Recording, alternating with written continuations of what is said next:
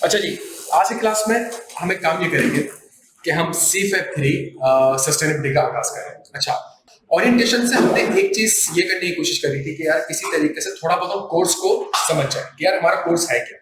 तो ओरिएंटेशन में सस्टेनेबिलिटी को थोड़ा सा बहुत पढ़ा, फिर हमने ये देख लिया कि यार हमारे पास कौन से अकाउंटिंग स्टैंडर्ड्स हैं, कौन से ऑडिटिंग स्टैंडर्ड्स हैं, चीजें आपस में कैसे लिंक हो रही है, उन चीजों को थोड़ा सा एनालाइज करने की कोशिश। आज की क्लास में हम क्या करेंगे, आज की क्लास में बाकायदा तौर पर हम थोड़ा सा सस्टेनेबिलिटी को पढ़ना स्टार्ट करेंगे। ऐसा है सही? अच्छा, आज की क्लास इतनी इंपॉर्टेंट है कि मैं आपको गारंटी के साथ कहता हूं कि इंशाल्लाह जब हम क्लास एंड कर रहे होंगे आपको पूरा का पूरा सिलेबस समझ में आ जाएगा। जो मॉडल पेपर है, पेपर आएगा किस तरीके से वो समझ आ जाएगा, क्लासेस लेने का बेस्ट तरीका क्या होगा वो समझ आ जाएगा, पूरा सस्टेनेबिलिटी क्या है, किस तरीके से ये आया इस दुनिया में A to Z।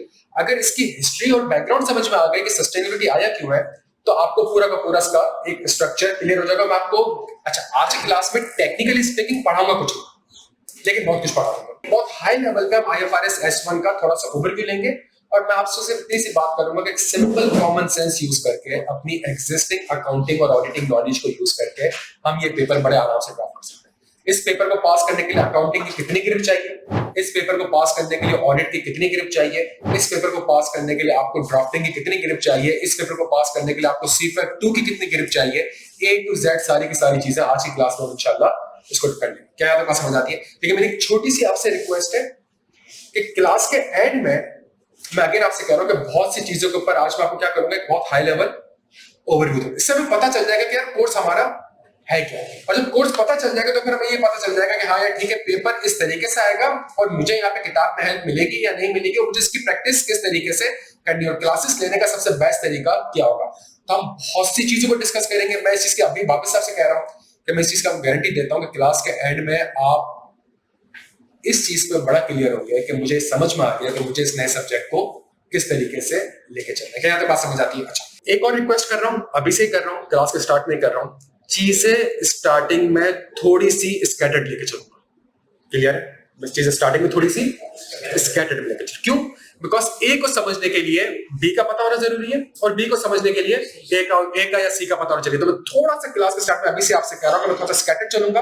क्लास के एंड में सारे के सारे डॉट्स आपस में क्या हो जाएंगे, कनेक्ट हो जाएंगे। क्या यहाँ तक बात समझ आती है? अच्छा, इंस्टेड ऑफ कि मैं कोई एक या दो टॉपिक पढ़ाता, सस्टेनेबिलिटी क्या होती है पूरी क्लास सस्टेनेबिलिटी रख देता, क्लास के एंड में आपको ये पता नहीं चलता कि यार सस्टेनेबिलिटी है क्या, सिलेबस क्या है, कैसे लेके चलना है, क्या जून में अटेम्प्ट दे सकते हैं, क्या दिसंबर में अटेम्प्ट दे सकते हैं, इसके साथ 2 पेपर 3 पेपर और दे सकते नहीं दे सकते, वो सारे के सारे सवाल आपके रह जाते हैं। तो अगेन मेरी आपसे रिक्वेस्ट ये होगी कि थोड़ा सा स्कैटर्ड होगा, बहुत सारी चीजें होंगी, हाई लेवल ओवरव्यू होगा और फिर एंड में जाकर इसको बड़ा प्रिसाइज कनेक्ट कर लेंगे कि ये सस्टेनेबिलिटी है, ये आपका कोर्स है, इन चीजों पर मैंने और आपने मेहनत करनी है। और यही रीजन है कि आपको पता चल जाएगा ठीक है यार, और आप खुद कहेंगे सर ये कोर्स हमारा अगले 40-50 घंटे में आप। एक चीज है सस्टेनेबिलिटी। क्या सस्टेनेबिलिटी का वर्ड अच्छा हम हमारे सिलेबस में क्यों आया? हमारे सिलेबस में इसलिए आया बिकॉज हमारे सिलेबस में क्या आ गया, IFRS S1, ये हमारे सिलेबस में आ गया। सही है? अच्छा, जब हमारे सिलेबस में IFRS S1 आया तो क्या अच्छा IFRS S1 है क्या सस्टेनेबिलिटी से रिलेटेड? तो क्या सस्टेनेबिलिटी से रिलेटेड क्या उससे पहले कोई चीजें नहीं हो रही थी? भाई सस्टेनेबिलिटी से रिलेटेड क्या कोई चीजें नहीं हो रही थी? सस्टेनेबिलिटी से रिलेटेड पहले भी इस दुनिया में चीजें हो रही थी, एश्योरेंस भी थी। मैं आपको केयर इलेक्ट्रिक की रिपोर्ट दिखाऊंगा, स्टैंडर्ड्स भी थे, रेगुलेशंस भी थे, फ्रेमवर्क्स भी थे, सब। मैं आपसे ये कह रहा हूं कि थोड़ा सा स्टैंडर्ड चलेंगे और फिर उसके बाद चीजें आपस में, तो स्टैंडर्ड्स भी है, रेगुलेशन भी है, लॉ इन्फोर्स भी हुआ है, इंपैक्ट भी हुआ है, इफेक्ट भी हुआ है, सारी की सारी चीजें मौजूद है।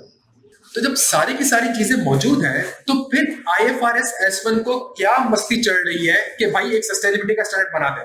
क्या यहाँ तक बात समझ आती है? तो इसका मतलब है कि जब सस्टेनेबिलिटी से रिलेटेड हमारे पास इतने फ्रेमवर्क, इतनी रेगुलेशंस मौजूद है, तो IFRS S1 को अच्छा केयर इलेक्ट्रिक का नाम सबने सुना है, तो केयर इलेक्ट्रिक की सस्टेनेबिलिटी की रिपोर्ट है, उसके ऊपर BDO ने ओपिनियन दिया हुआ है। 2025 की रिपोर्ट की बात कर रहा हूं, 2024 की रिपोर्ट की। तो इसका मतलब है एश्योरेंस भी होती थी, रिपोर्ट भी बन रही थी, सब कुछ हो रहा था। लेकिन मसला सारा का सारा क्या हो रहा था? मसला सारा का सारा ये हो रहा था, जो हमने कहा कि सर रेगुलेशन नहीं थी, चीजें नहीं थी, तो बच्चों चीजें सारी मौजूद थी। सही है, चीजें हमारे पास सारी की सारी मौजूद थी। कुछ नाम है जो थोड़ा बहुत अभी हाईलाइट करूंगा और थोड़ा बहुत उसको डिस्कस करूंगा, और वो क्यों हमारे सिलेबस का पार्ट बन सकता है कि नहीं बन सकता उसको हम डिस्कस करेंगे। तो एक हमारे पास कानून आया था 1997-2000 में, GRI, ग्लोबल रिपोर्टिंग इनिशिएटिव। ये किस चीज के ऊपर बात करता था? ये बात करता था broad sustainability reporting across environmental, social and governance. सही। तो ईएसजी का नाम सुना है सबने? तो अगला सवाल ये आता है भाई, मैं अगेन आपसे कह रहा हूं, थोड़ा सा स्कैटर्ड चलूंगा। सही है। ईएसजी का नाम सुना है? अच्छा, ईएसजी का नाम सुना है तो इसका मतलब है कि यार ईएसजी और सस्टेनेबिलिटी क्या सेम है? Sustainability is a more broader term जिसका एक कंपोनेंट है which is called ESG, environmental, social and governance. तो क्या आईएफआरएस S1 में ईएसजी कवर्ड है? अगर सस्टेनेबिलिटी का वर्ड है तो इसका मतलब है ईएसजी भी कवर्ड होगा। अच्छा, ईएसजी के अलावा दूसरे 10,000 स्टैंडर्ड्स भी हैं, और अगर वो सस्टेनेबिलिटी से डील करते हैं तो क्या ये भी कवर्ड होंगे सस्टेनेबिलिटी के अंदर? यस सर, ये भी हमारे पास। तो इसका मतलब हमारे पास एक स्टैंडर्ड था, जिसका नाम था ग्लोबल रिपोर्टिंग इनिशिएटिव, जो कि नॉर्मली किस चीज के ऊपर बात करता था? ईएसजी के ऊपर बात करता था। अच्छा, फिर हमारे पास एक और यूनाइटेड नेशन ग्लोबल कॉम्पैक्ट की तरफ से हमारे पास कुछ प्रिंसिपल्स है। ये यूनाइटेड नेशन की तरफ से आ रहा है। चलो यार दोस्त आ जाओ, ये किसकी तरफ से आ रहा है? यूनाइटेड नेशन से। ये किसी इंटरनेशनल ऑर्गेनाइजेशन आईएफआरएस ऐसा इन्होंने नहीं बनाया, किसकी तरफ से आ रहा है? और यूनाइटेड नेशन किस चीज के ऊपर बात करता है? ह्यूमन राइट्स के ऊपर बात करता है, लेबर के ऊपर बात करता है, एनवायरमेंट के ऊपर बात करता है, एंटी करप्शन के ऊपर बात करता है। तो क्या ये सब, तो इसका मतलब है एक कानून है जो कि ईएसजी के ऊपर बात करता है, एक यूनाइटेड नेशन का कानून है जो कि सोशल से रिलेटेड, सिर्फ किससे रिलेटेड बात करता है? ह्यूमन बीइंग से रिलेटेड बात करता है। क्या आपके पास उसका मतलब एक और कानून आ गया? अच्छा, उसके बाद अगर हम देखें तो फिर हमारे पास एक और कानून आया, प्रिंसिपल्स फॉर रिस्पांसिबल इन्वेस्टमेंट। ये एक और कानून है, पीआर। अच्छा, जब इस कानून को हम देखें तो ये बताता है कि जी इन्वेस्टर्स को, अगर इन्वेस्टर किसी कंपनी में पैसा इन्वेस्ट कर रहे हैं तो उनको ये एनालाइज करना चाहिए कि क्या वो कंपनी ईएसजी से कंप्लाई कर भी रही है कि नहीं कर रही, और अगर वो ईएसजी से कंप्लाई नहीं करी तो आप उस कंपनी में इन्वेस्टमेंट ना करें। अगर आप उस कंपनी में इन्वेस्टमेंट करेंगे नहीं तो ऑटोमेटिकली चीजें ईएसजी की तरफ ज्यादा अच्छे से बढ़ना स्टार्ट हो जाएंगी। क्या? तो एक और कानून आ गया जो कि बताता है, इन्वेस्टर को गाइडेंस प्रोवाइड करता है। किसको गाइडेंस प्रोवाइड कर रहे हैं? इन्वेस्टर को। अच्छा, फिर उसके बाद हमारे पास एक और कानून आया 2011 में, sustainability accounting standard board, SASB। इसने 77 इंडस्ट्रीज को बताया। ऊपर जो ईएसजी की गाइडेंस प्रोवाइड की गई थी, वो ईएसजी की गाइडेंस प्रोवाइड की गई थी जनरल एनवायरमेंटल, सोशल और, लेकिन वो ईएसजी की रिक्वायरमेंट या normally sustainable requirement utility company में कैसे अप्लाई होगी वो किसी ने नहीं बताया था। सुनना मेरी बात को, मतलब ऊपर एसेट की डेफिनेशन बता दी है, लेकिन इन्वेंट्री की अकाउंटिंग कैसे होगी कोई नहीं बता रहा, फाइनेंशियल एसेट की अकाउंटिंग कैसे होगी कोई नहीं बता रहा, इंटेंजिबल की अकाउंटिंग कैसे होगी वो नहीं बता रहा।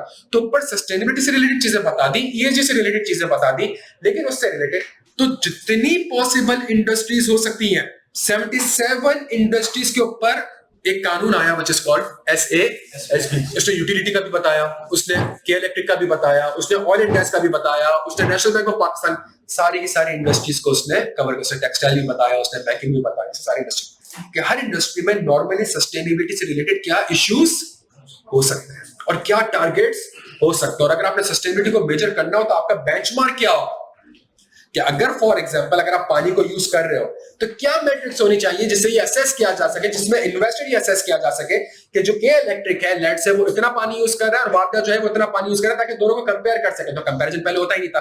तो यहाँ पे 77 इंडस्ट्रीज में से, मैं वापस से कह रहा हूं, तो स्कैटर्ड चलूंगा, 77 इंडस्ट्रीज में से 7 इंडस्ट्रीज आपके सिलेबस का पार्ट। तो क्या ये आईएफआरएस है? नहीं आईएफआरएस। क्या ये आईएफआरएस है?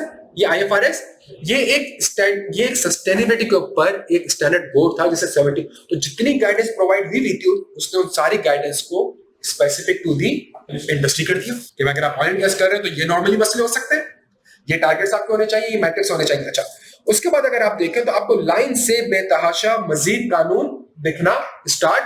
थोड़ा सा और कुछ कानून बता देता हूँ। आईएफआरएस S1 S2 से पहले क्या हो रहा था? TCFD का नाम आपने नॉर्मली थोड़ा बहुत सुना होगा, task force on climate related financial. अच्छा भाई, एक था ESG, एक है सस्टेनेबिलिटी, उसके नीचे है उसका एक कंपोनेंट है ESG, उस ESG में से कंपोनेंट है एनवायरनमेंट, उस एनवायरनमेंट का एक कंपोनेंट है क्लाइमेट, उस एनवायरनमेंट का एक कंपोनेंट है क्लाइमेट।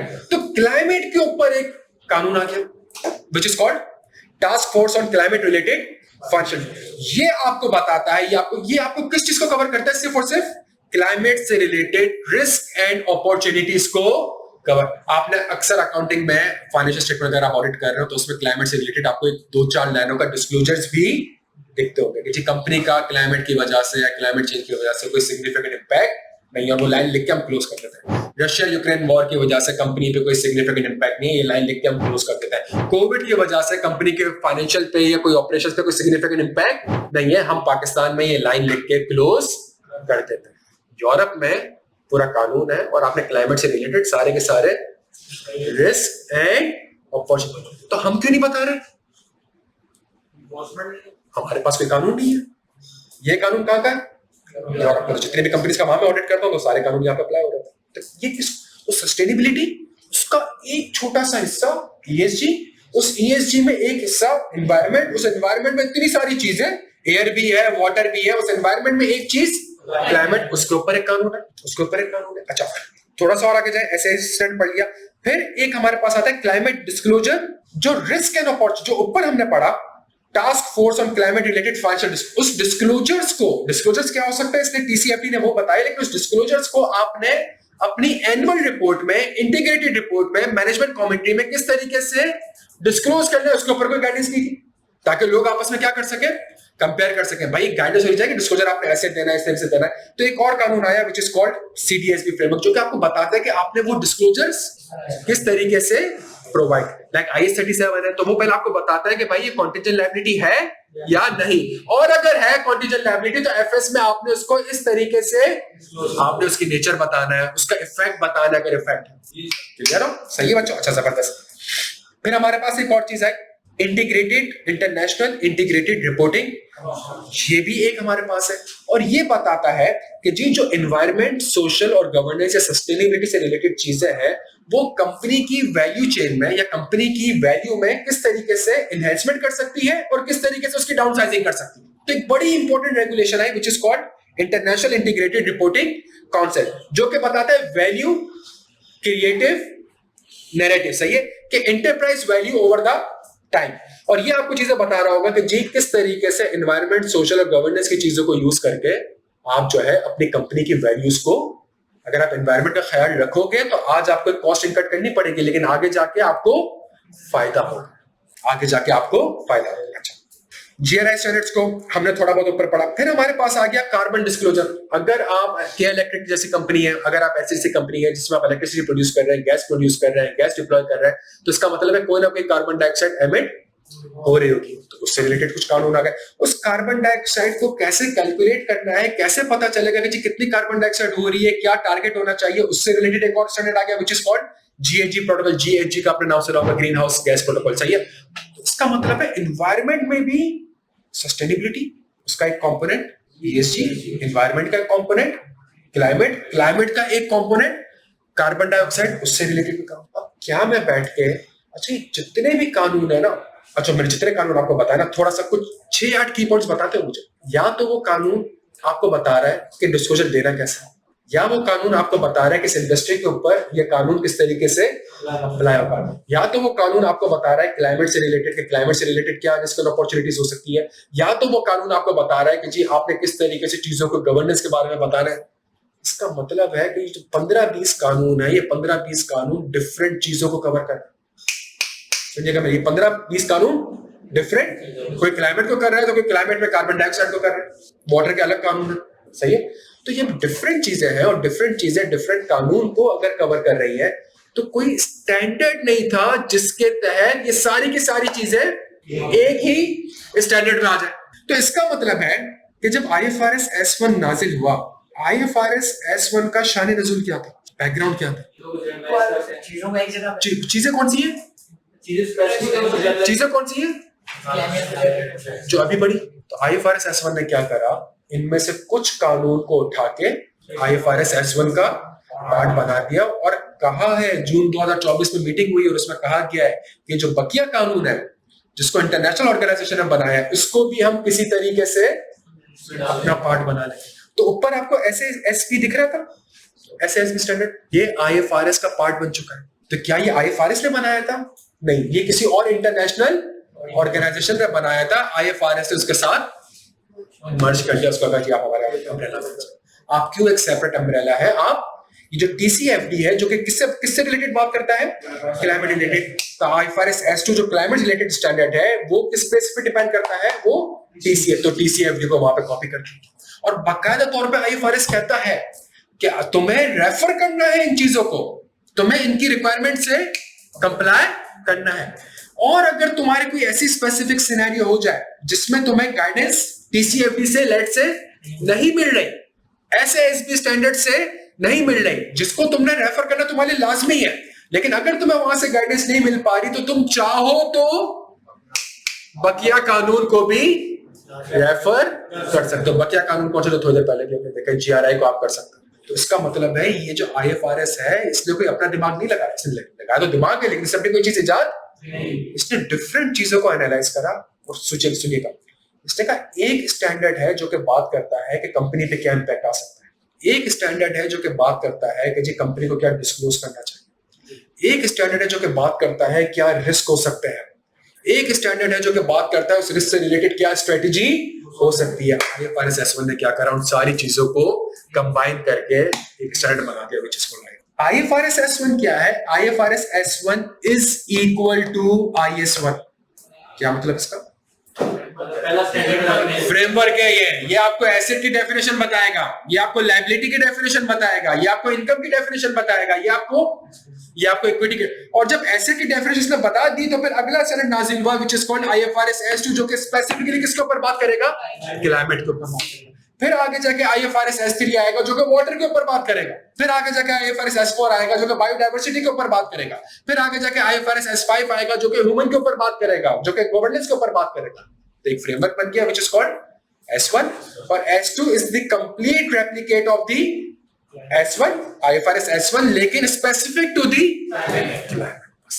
तो मैंने कहा था स्टार्टिंग में चीजों को थोड़ा सा स्कैटर्ड करूंगा, लेकिन एट द एंड में क्या कर दूंगा आपके लिए थोड़ा सा, तो ये चलता रहेगा, ये अगले 1-1.5 घंटा हमारा, तो आपको समझ आ जाएगा कि हमारे सिलेबस का, तो जब हम IFRS S1 को पढ़ना स्टार्ट करेंगे तो वो बहुत से डिफरेंट रेगुलेशंस को, तो अगला सवाल जहन में ये आता है कि सर जो इतने सारे कानून आपने पढ़ाए, क्या ये सारे के सारे कानून हमारे सिलेबस का पार्ट है? द आंसर इज इसमें से सिर्फ एक चीज आपके सिलेबस का पार्ट है which is called SASB standards, जिसको आज इंशाल्लाह क्लास में डिस्कस करेंगे। ये कुछ वर्ड्स हैं जो कि मैंने DCFT आपको थोड़ा सा ओवरव्यू दिया, इसमें वर्ड्स आ रहे हैं climate related risk and structured in 4 pillars, governance, risk, strategy and management metrics and target. ये आपके पास आ रहा है industry specific topics specific to the sustainability related risk और अपॉर्चुनिटीज। क्या यहां पर समझ आ रही है बात?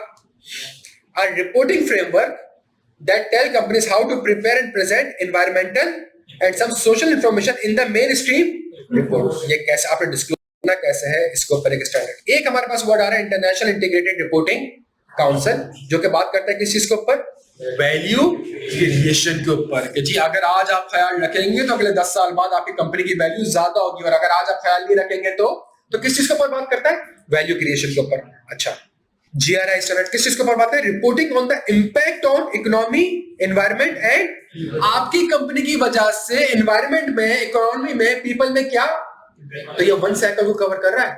कौन सा साइकिल को कवर कर रहा है? एनवायरमेंट, आपकी कंपनी एनवायरमेंट को क्या नुकसान पहुंचा रही है या क्या फायदे पहुंचा रही है, लेकिन क्या वाइस वर्सा कवर कर रहा है? वाइस वर्सा क्या होगा, एनवायरमेंट आपकी कंपनी को क्या, आप समझ रहे हैं, हर चीज तितर-बितर है, हर चीज कटेड है।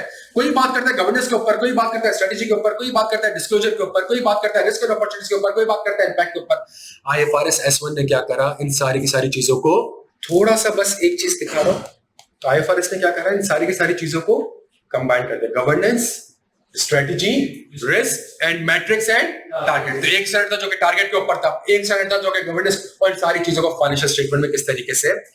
अगेन मैं आपसे कह रहा हूं कि चूंकि चीजें स्कैटर्ड कानून थे, लेकिन क्या थे, एक कानून किसी और चीज की बात कर रहा है, एक कानून किसी और चीज की बात कर, उसको आप यूं समझे कि जी एक इंटरनेशनल ऑर्गेनाइजेशन ने एसिड के ऊपर डेफिनेशन बता दी, फिर एक और इंटरनेशनल ऑर्गेनाइजेशन आया उसने इन्वेंट्री के ऊपर कुछ बता दिया, फिर एक और इंटरनेशनल ऑर्गेनाइजेशन आया उसने रॉ मटेरियल के ऊपर बता दिया, फिर एक इंटरनेशनल ऑर्गेनाइजेशन ने इन्वेंट्री के रिकग्निशन के ऊपर बताया, दूसरे ने उसकी इंपेयरमेंट के ऊपर बताया, फिर एक और बंदा आया उसने कहा कि जी जो इन्वेंट्री है अगर वो फॉर एग्जांपल अगर आपके मैन्युफैक्चरिंग में होगी तो उसकी अकाउंटिंग इस तरीके से होगी, और अगर फॉर एग्जांपल फाइनेंशियल सर्विसेज में तो उसकी अकाउंटिंग, तो उसने मजीद फिर एक स्टैंडर्ड आया, उसने कहा कि जो इन्वेंट्री के ऊपर गवर्नेंस क्या होनी चाहिए, आपकी स्ट्रेटेजी क्या होनी चाहिए, सप्लाई चेन क्या, IFRS आया इन सारी चीजों को। ये समझ आ रही है बात? अच्छा, जबरदस्त। अच्छा, अभी तक हम ये समझ आ गया कि IFRS S1 आ गया है। मैं वापस से थोड़ी देर पहले जा रहा हूं, तो मैंने आपको जितने कानून पढ़ा है वो डिफरेंट बातें कर रहे हैं। जब वो कानून डिफरेंट बातें कर रहे हैं तो इसका मतलब है कि फिर IFRS S1 की असल नीड कब हुई? असल नीड तब हुई जब बहुत सी बड़ी बड़ी कंपनीज लंबे चौड़े डिस्क्लोजर दे रही थी सस्टेनेबिलिटी के ऊपर। मैं क्या इलेक्ट्रिक पाकिस्तान का एग्जांपल दे रहा हूं, तो यूरोप तो भूल जाए आप कि कितना आगे होगा। सही है, जो लाइट नहीं देता वो सस्टेनेबिलिटी की रिपोर्ट दे रहा है। सही है, तो आप क्या इलेक्ट्रिक को देते हो और उसके ऊपर वीडियो रिपोर्ट भी दे रहा है। तो अगर आप देखते हो मतलब वो सस्टेनेबिलिटी की 50-50 पेज, 500 पेज, 1000 पेज की रिपोर्ट, एनुअल रिपोर्ट का पार्ट बन रही होती थी। और होता क्या था, अगले साल कंपनी बैंकरप्ट। किस वजह से? उसी वजह से जिसके ऊपर 500 पेज और 1000 पेज की कमेंट्री होती थी और रिपोर्ट होती थी कि जी हम ये कर रहे हैं और हम ये भी कर रहे हैं और हम यूं भी कर रहे हैं और हम ऐसे भी कर रहे हैं। और इन्वेस्टर ने कहा इन सारी रिपोर्ट्स का कोई फायदा क्यों फायदा नहीं हुआ? बिकॉज कंपनी, क्योंकि आपने फाइनेंशियल स्टेटमेंट में इंफॉर्मेशन को इस तरीके से डिस्क्लोज ही नहीं किया कि जो यूजर है फाइनेंशियल स्टेटमेंट का वो उसके बेसिस पे कोई एप्रोप्रिएट डिसीजन ले सके कि इसका क्या फाइनेंशियल इफेक्ट हो सकता है या फिर नहीं हो सकता।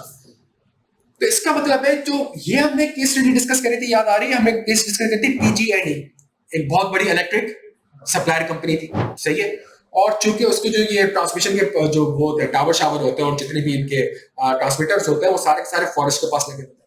अब फॉरेस्ट में हुआ क्या कि चूंकि हमारे ग्लोबल टेम्परेचर 1.5 डिग्री सेंटीग्रेड से इंक्रीज कर गया, जब टेम्परेचर बढ़ गया जिसकी वजह से हुआ ये, और विंड भी आना स्टार्ट हो गई, हवा भी तेज चली। जब हवा तेज चली तो उसमें से एक दरख्त का कोई पत्ता या शाख जाके उसके टच कर, जहां उसने टच करा तो 60-70 हजार एकड़ कैलिफोर्निया की जमीन में, फॉरेस्ट में आग लग गई। 55 लोग मर गए। और इस कंपनी को कोई 30-35 डॉलर बिलियन, हमारे मुल्क को $1 बिलियन चाहिए होता है हर साल, और इस कंपनी को 35 बिलियन। तो क्या ये कंपनी सस्टेनेबिलिटी पढ़ते वक्त या पढ़ाते वक्त या करते वक्त या करवाते वक्त क्या डिस्क्लोजर नहीं दे रही थी? दे रही थी। लेकिन क्या उस डिस्क्लोजर से इन्वेस्टर को फायदा हुआ? नहीं हुआ। और कंपनी क्या होगी? $35 बिलियन। इमेजिन करें क्या बात समझ आ रही? तो इसका मतलब है कि जी कोई ऐसी चीज नहीं थी जो कि बता सके कि भाई ये रिस्क है, इस रिस्क के अगेंस्ट हम ये काम कर रहे हैं, ये हमारी स्ट्रेटेजी है शॉर्ट टर्म में, मीडियम टर्म में। रातों रात चीजें चेंज नहीं होगी, शॉर्ट टर्म में, मीडियम टर्म में, लॉन्ग टर्म में, और इसकी वजह से ये इंपैक्ट आ सकता है। पहले कोई असेसमेंट ही नहीं कर रहा था। हमने एक और एग्जांपल पढ़ी थी ब्रिटिश पेट्रोलियम की, इतनी बड़ी कंपनी, क्या उसने डिस्कशन नहीं दिया सस्टेनेबिलिटी का कि भाई हम हेल्थ एंड सेफ्टी का भी ख्याल रखते हैं, हम यूं भी करते हैं, हम यूं भी करते हैं, यूं भी करते हैं। एक जहाज उल्टा और $40-50 अरब की पेनल्टी। उसका मतलब है क्या? जिसे बात ये, अब जो वो डिस्क्लोजर दे रहे थे उसके ऊपर तो कोई अकाउंटिंग स्टैंडर्ड था ही नहीं। मुझे बताओ ना कौन सा अकाउंटिंग स्टैंडर्ड के तहत लोग हैं? तो जब स्टैंडर्ड है तो 25 की तो बात ही नहीं। अगर स्टैंडर्ड होता तो उस स्टैंडर्ड के अंदर अमेंडमेंट आती। स्टैंडर्ड था ही नहीं, तभी तो एक और नाजिल हुआ जिसका नाम क्या है? IFRS। तो आप मुझे बताएं ना कि जी हेल्थ एंड वर्कर के ऊपर कौन सा ऐसा अकाउंटिंग स्टैंडर्ड है जो कि आपसे कहता है कि जी देखो उसको डांटो मत, उसको 6 बजे घर जाने दो, उसको क्लासेस के लिए जाने दो, उसको छुट्टियां टाइम पे दो। ऐसा कौन सा अकाउंटिंग स्टैंडर्ड है जो कि इस चीज के ऊपर बात करता है? अगर फॉर एग्जांपल की कंपनी स्पेशली रेगुलेटर के लिए कोई फाइनेंशियल स्टेटमेंट बना रही है, और अगर वो रेगुलेटर के लिए फाइनेंशियल स्टेटमेंट बना रही है और उसके अंदर पूरी एनुअल रिपोर्ट के अंदर चूंकि फाइनेंशियल स्टेटमेंट बना रही है और अब IFRS S1 आ गया, तो मतलब मैनेजमेंट कमेटी की तो बात नहीं हो रही, अब IFRS S1 आ गया, तो क्या उसके लिए कर सकती है? तो पहले पैराग्राफ में लिखा हुआ है कि जो FS डिजाइन हुआ है, ये जो स्ट्रक्चर डिजाइन हुआ है, ये सिर्फ और सिर्फ किसके लिए हुआ है? General purpose. लेकिन आगे जाके यही IFRS S1 कहता है कि अगर आप चाहो तो स्पेशल पर्पस FS। अच्छा एक चीज है सर, क्या ये चीज फाइनेंशियल स्टेटमेंट में डिस्क्लोज होगी? तो एक लोकेशन ऑफ डिस्क्लोजर के ऊपर हमारा एक पैराग्राफ है IFRS S1, और वो कहता है कि जरूरी नहीं है कि आपने फाइनेंशियल स्टेटमेंट के अंदर इसको डिस्क्लोज करना है। जो आपकी पूरी एक एनुअल रिपोर्ट है या जो मैनेजमेंट कमेंट्री का पार्ट है, आप उसके हिसाब से भी उसमें भी आप उसको रिपोर्ट या डिस्क्लोज कर सकते हैं। BDO ने जो केयर इलेक्ट्रिक की रिपोर्ट दी है, चूंकि IAS 5000 अभी तक एप्लीकेबल नहीं हुआ, जो अच्छा जब अकाउंटिंग में एक चेंज आया और अकाउंटिंग स्टैंडर्ड आ गया, तो इसका मतलब है ऑडिटिंग स्टैंडर्ड भी आना चाहिए जो कि सस्टेनेबिलिटी के ऊपर, तो वो 5000 वाली जो हमारी एक सीरीज आई ISAS की, वो हमारे पास आ गई। तो BDO ने कैसे दे दी जब था ही नहीं? तो BDO ने जो दी है वो दी है ISAE 3000 के हिसाब से। ISAE CFF6 एडवांस ऑडिट में इंशाल्लाह अगर आपने नहीं पढ़ा तो हम पढ़ेंगे, अगर पढ़ लिया तो आपको याद होगा कि ISAE 3000 कहता है कि जी हर वो एश्योरेंस एंगेजमेंट जो ऑडिट और रिव्यू ना हो किसका? हिस्टोरिकल फाइनेंशियल स्टेटमेंट का। तो अगर कोई ऐसी, अगर ऑडिट करते हो तो 100 से लेके 720। अगर स्पेशल पर्पस एफएस का ऑडिट करते हो 800। अगर स्पेसिफिक आइटम का ऑडिट करते हो 805। अगर समराइज्ड एफएस का ऑडिट करते हो 810। फिर वो कहता है वॉल्यूम 1 खत्म। फिर वो कहता है ऑडिट कर रहे हो, मैं कहता हूं नहीं, तो क्या कर रहे हो? रिव्यू। किसका कर रहे हो? फाइनेंशियल स्टेटमेंट का, हिस्टोरिकल फाइनेंशियल स्टेटमेंट्स का। तो फिर वो कहता है आईएसआर 2400 और 2410, एक साल का, एक 6 महीने। फिर वो आपसे कहता है कि एश्योरेंस दे रहे हो, या तो ऑडिट में दी या रिव्यू में दी। आप कहते हो मैं एश्योरेंस नहीं दे रहा, तो मैं कहता है क्या कर रहे हो? तो आप कहते हो कि जी मैं कंपाइलेशन एंगेजमेंट कर रहा हूं, मैं एग्रीड अपॉन प्रोसीजर। तो वो कहता है आईएसआरएस 4400 और 4410 अप्लाई। फिर आप कहते हो कि अच्छा मुझे एक बात बताएं, ना मैं फाइनेंशियल स्टेटमेंट का ऑडिट कर रहा हूं, ना मैं फाइनेंशियल स्टेटमेंट का रिव्यू कर रहा हूं। फाइनेंशियल स्टेटमेंट के अलावा अगर कोई चीज है, जो कि बहुत सी चीजें हो सकती हैं, जो मैं बार बार आपसे कहता हूं कि जो हम स्टॉक एक्सचेंज में फ्री फ्लोट ऑफ शेयर्स की ओपिनियन देते हैं, तो फ्री फ्लोट ऑफ शेयर्स जो है उसके ऊपर 100 से लेकर 720 अप्लाई नहीं होता। Free float of shares FS का कोई स्पेसिफिक एलिमेंट नहीं है, तो 805 भी अप्लाई नहीं होता। फ्री फ्लोट समराइज्ड एफएस नहीं है, तो 810 भी अप्लाई। फ्री फ्लोट के ऊपर आपने रिव्यू और हिस्टोरिकल एफएस नहीं, तो वो रिव्यू का एंगेजमेंट भी अप्लाई। फ्री फ्लोट के ऊपर ना एग्रीड अपॉन प्रोसीजर कर रहे हैं, ना कंपल्शन एंगेजमेंट कर रहे हैं, तो 4400 और 4410 भी अप्लाई। तो ऐसी दुनिया में एफएस के अलावा अगर कोई सब्जेक्ट मैटर होगा जो कि एफएस नहीं होगा, उसके ऊपर अगर आपने एश्योरेंस देनी होगी, तो किसके साथ दोगे? आईएसए 3000, जिसने जनरल स्टैंडर्ड बनाया, जिसमें सारी चीजें ऊपर। लेकिन सस्टेनेबिलिटी के आईएफआरएस S1 आने के बाद जब अकाउंटिंग में चेंज आया, तो ऑडिटिंग ने कहा कि हम भी स्पेसिफिक टू सस्टेनेबिलिटी एक चेंज लेकर आएंगे। तो आईसी 3000 सस्टेनेबिलिटी के ऊपर बात नहीं करता, लेकिन जो नया स्टैंडर्ड आया ऑडिटिंग में आईसी 5000, उसमें स्पेसिफिक किसके ऊपर बात करी? सस्टेनेबिलिटी। वो भी हमारे सिलेबस का पार्ट है।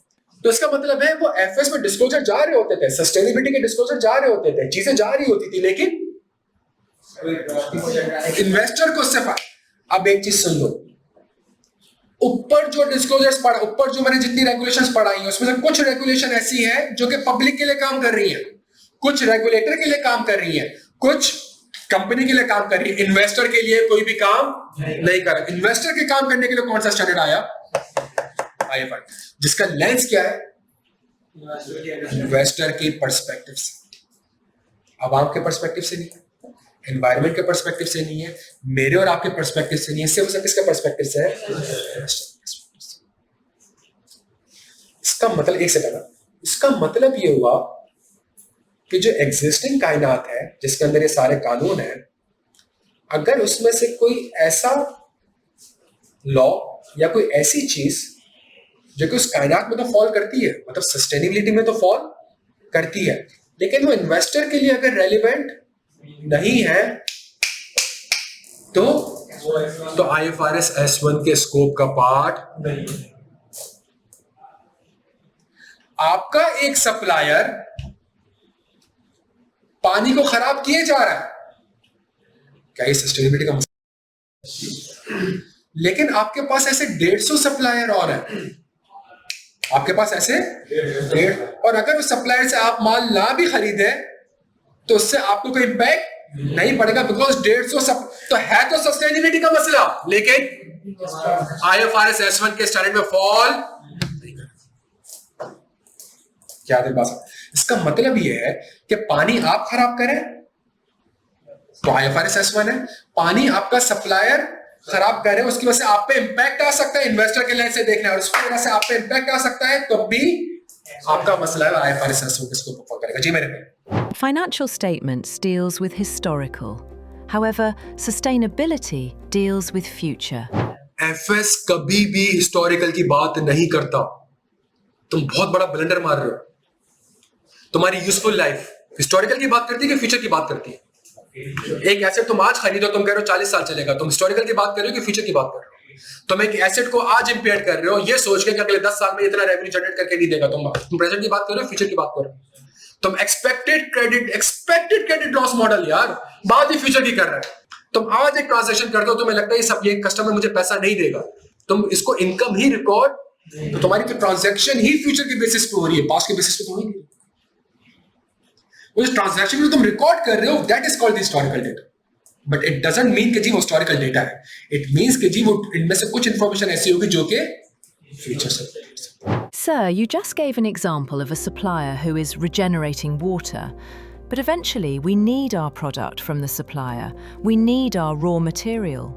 So if all suppliers together are polluting or degrading the water, isn't this a risk from an investor's point of view? If we don't get the raw material, then how will we continue production? नहीं, ये investor के point से risk है। मैं ये कह रहा हूं कि अगर एक सप्लायर पानी खराब कर रहा है और आप उस सप्लायर से, अच्छा, दो कॉन्सेप्ट है जो भी हम IFRS एस्टिमेट में पढ़ेंगे। एक है बिजनेस मॉडल और दूसरा है वैल्यू चेन। सप्लाई चेन नहीं, value chain. Business model is simple. आपका बिजनेस मॉडल क्या है? आप कैसे इनपुट को आउटपुट में कन्वर्ट करते हो, और वैल्यू चेन ये है कि इस बिजनेस मॉडल में जो आप इनपुट को आउटपुट में कन्वर्ट करते हो, तो इसमें आप किन किन लोगों के साथ इंटरेक्ट कर रहे हो? तो आप किसके साथ इंटरेक्ट कर रही है? सप्लायर के साथ।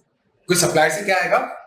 अगर सप्लायर जो आपको रॉ मटेरियल पास कर रहा है, वो अपने फैक्ट्री का पानी जो है वो क्या कर रहा है, वो समंदर के पानी में मिक्स कर रहा है, या समंदर को खराब कर रहा है, या फिर सोसाइटी के साथ कोई नुकसान कर रहा है, और आप उसके, और आपका बिजनेस मॉडल डिपेंड कर रहा है किस पे?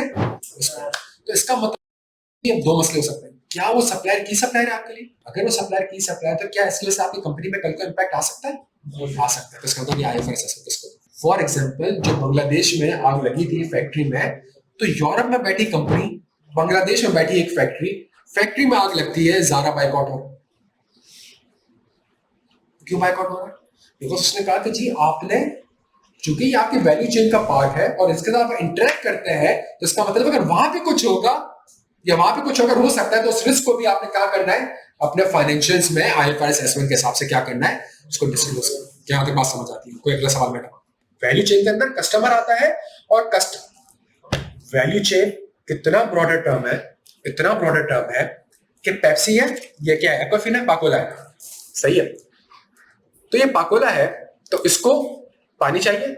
इसका बिजनेस मॉडल क्या है? ये पानी को फिल्टर करेगा और बेचेगा, ये इसका बिजनेस मॉडल है। तो पानी इसके पास कहां से आएगा? किस सप्लायर से आएगा? वो सप्लायर क्या वैन यूज करेंगे, क्या ट्रैक्टर यूज करेंगे, क्या मोड ऑफ ट्रांसपोर्ट यूज करेंगे? वो सप्लायर जो है वो किस, फिर उसको एक प्लास्टिक की बोतल चाहिए होगी, सही है। प्लास्टिक की बोतल आगे कस्टमर को सेल करेगा, ये क्या होगी? कंप्लीट। एक और स्टेप है, ये कस्टमर आपका प्रोडक्ट कैसे यूज करेगा। तो कस्टमर ने अगर पानी पी लिया, तो ये जो तुम्हारी प्लास्टिक की बोतल, इसका क्या है, ना इसको जमीन निकल सकती है, ना आसमान लेके जा सकता है। तो एट द एंड जो तुम्हारी ये प्लास्टिक की बोतल है, इसका क्या होगा? और ये तुम्हारी सप्लाई चेन का पार्ट है, तुम अपने कस्टमर से इंटरेक्ट कर रहे हो थ्रू दिस प्लास्टिक बॉटल, तो इसका क्या होगा? तो ये भी किस चीज का पार्ट है? ये भी सस्टेनेबिलिटी। क्लियर हो? अच्छा। Sir, you said that if we are sourcing from a supplier who is polluting the sea, and we have around 150 other suppliers from whom we could source, but we are not doing so, then would this fall under our S1 category? अगर तुम्हारे पास 150, देखो दो चीजें बच्चों। पहली चीज तो आप ये समझ लें, ये इसने चूंकि आपको कॉन्सेप्चुअल फ्रेमवर्क और गाइडेंस प्रोवाइड करी है, तो ये हाईली प्रोफेशनल जजमेंट है।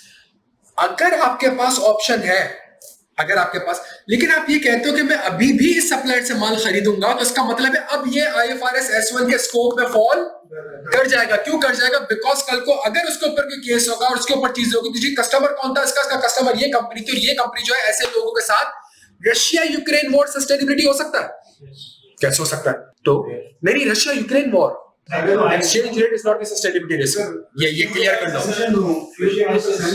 अगर रशिया के ऊपर सैंक्शन हो रहा है और अगर आपका सप्लायर रशिया में बैठा हुआ है, आप उससे माल खरीद रहे हैं, तो यूरोप तो उसको गलत नजर से, इंडिया के ऊपर क्या हुआ? इंडिया के ऊपर ब्लेम क्या लग रहा है कि जी आप अनएथिकल है। क्यों अनएथिकल है? कि वो मुल्क जो कि दुनिया पे बम्बार्डमेंट कर रहा है या यूक्रेन पे बम्बार्डमेंट कर रहा है, आप उसी से ऑयल खरीद, टेक्निकली स्पीकिंग आप उसको सपोर्ट कर रहे हैं। सेम चीज सप्लायर के ऊपर भी तो अप्लाई होती है कि जी अगर आप सप्लायर से माल खरीदेंगे नहीं, तो वो पानी जो है वो समंदर में यहां तक बात समझ आती है बच्चों? जबरदस्त। अच्छा, अब मैं थोड़ा बहुत कहां पे मूव कर रहा हूं आपके साथ?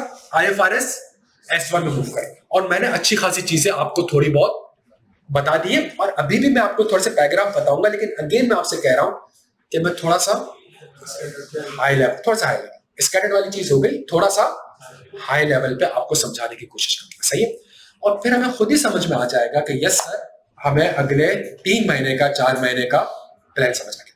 IFRS S1 is the general purpose समझ आता है तुम्हें? General requirement for the disclosure of sustainability related financial information क्या है मुझे नहीं पता। सच्चा अभी अब तक जो मैंने आपको पढ़ाया उसमें मुझे ये नहीं पता कि सस्टेनेबिलिटी रिलेटेड फाइनेंशियल इंफॉर्मेशन, लेकिन मुझे पता है इसलिए बिकॉज स्कैटर्ड वे में कुछ चीजें आपको बताई, वही सारी चीजें उठ के नीचे IFRS S1 में आ रही होंगी। अच्छा तो कनेक्शन और लिंकिंग समझने की कोशिश करता हूं। ओवरव्यू, IFRS S1 आपसे क्या कहता है? IFRS S1 आपसे कहता है IFRS S1 general requirement IFRS S1 general requirement for the disclosure of sustainability related financial. कौन सा कीवर्ड है? सही है भाई। और सस्टेनेबिलिटी रिलेटेड फाइनेंशियल इंफॉर्मेशन क्या है मुझे नहीं पता, लेकिन मुझे पता है। मैंने नहीं पढ़ाया लेकिन मैं पढ़ा चुका। मेरी इन दो बातों पे गौर करेगा। मुझे नहीं पता क्या है लेकिन मुझे पता है, और मैंने नहीं पढ़ाया अब तक लेकिन मैं पढ़ा चुका हूं आपको sustainability related financial information. Clear है मेरे बच्चों? तो सस्टेनेबिलिटी रिलेटेड फाइनेंशियल इंफॉर्मेशन को क्या करना है? डिस्क्लोज करना है। तो डिस्क्लोज समझ लो, तो डिस्क्लोज से उस भाई का सवाल रेलेवेंट है, सर डिस्क्लोज कहां करना है? तो इसका मतलब है लोकेशन ऑफ डिस्क्लोजर का भी पैराग्राफ होगा। अच्छा, डिस्क्लोज क्या करना है उससे रिलेटेड भी कुछ पैराग्राफ्स होंगे, और क्या डिस्क्लोज करना है? Sustainability related financial information. अच्छा, क्या IFRS S1 का कनेक्शन है बकिया स्टैंडर्ड से? तो IFRS S1 कहता है कि जी मैं जो इस दुनिया में आया हूं अकाउंटिंग के पर्सपेक्टिव से, अकाउंटिंग स्टैंडर्ड के पर्सपेक्टिव से, मैं जो इस दुनिया में आया हूं, मैंने जो फ्रेमवर्क या लैंग्वेज या कॉन्सेप्चुअल फ्रेमवर्क जो यूज किया वो किसका क्या है? IS1 का, जिसमें आपको क्या बता दिया?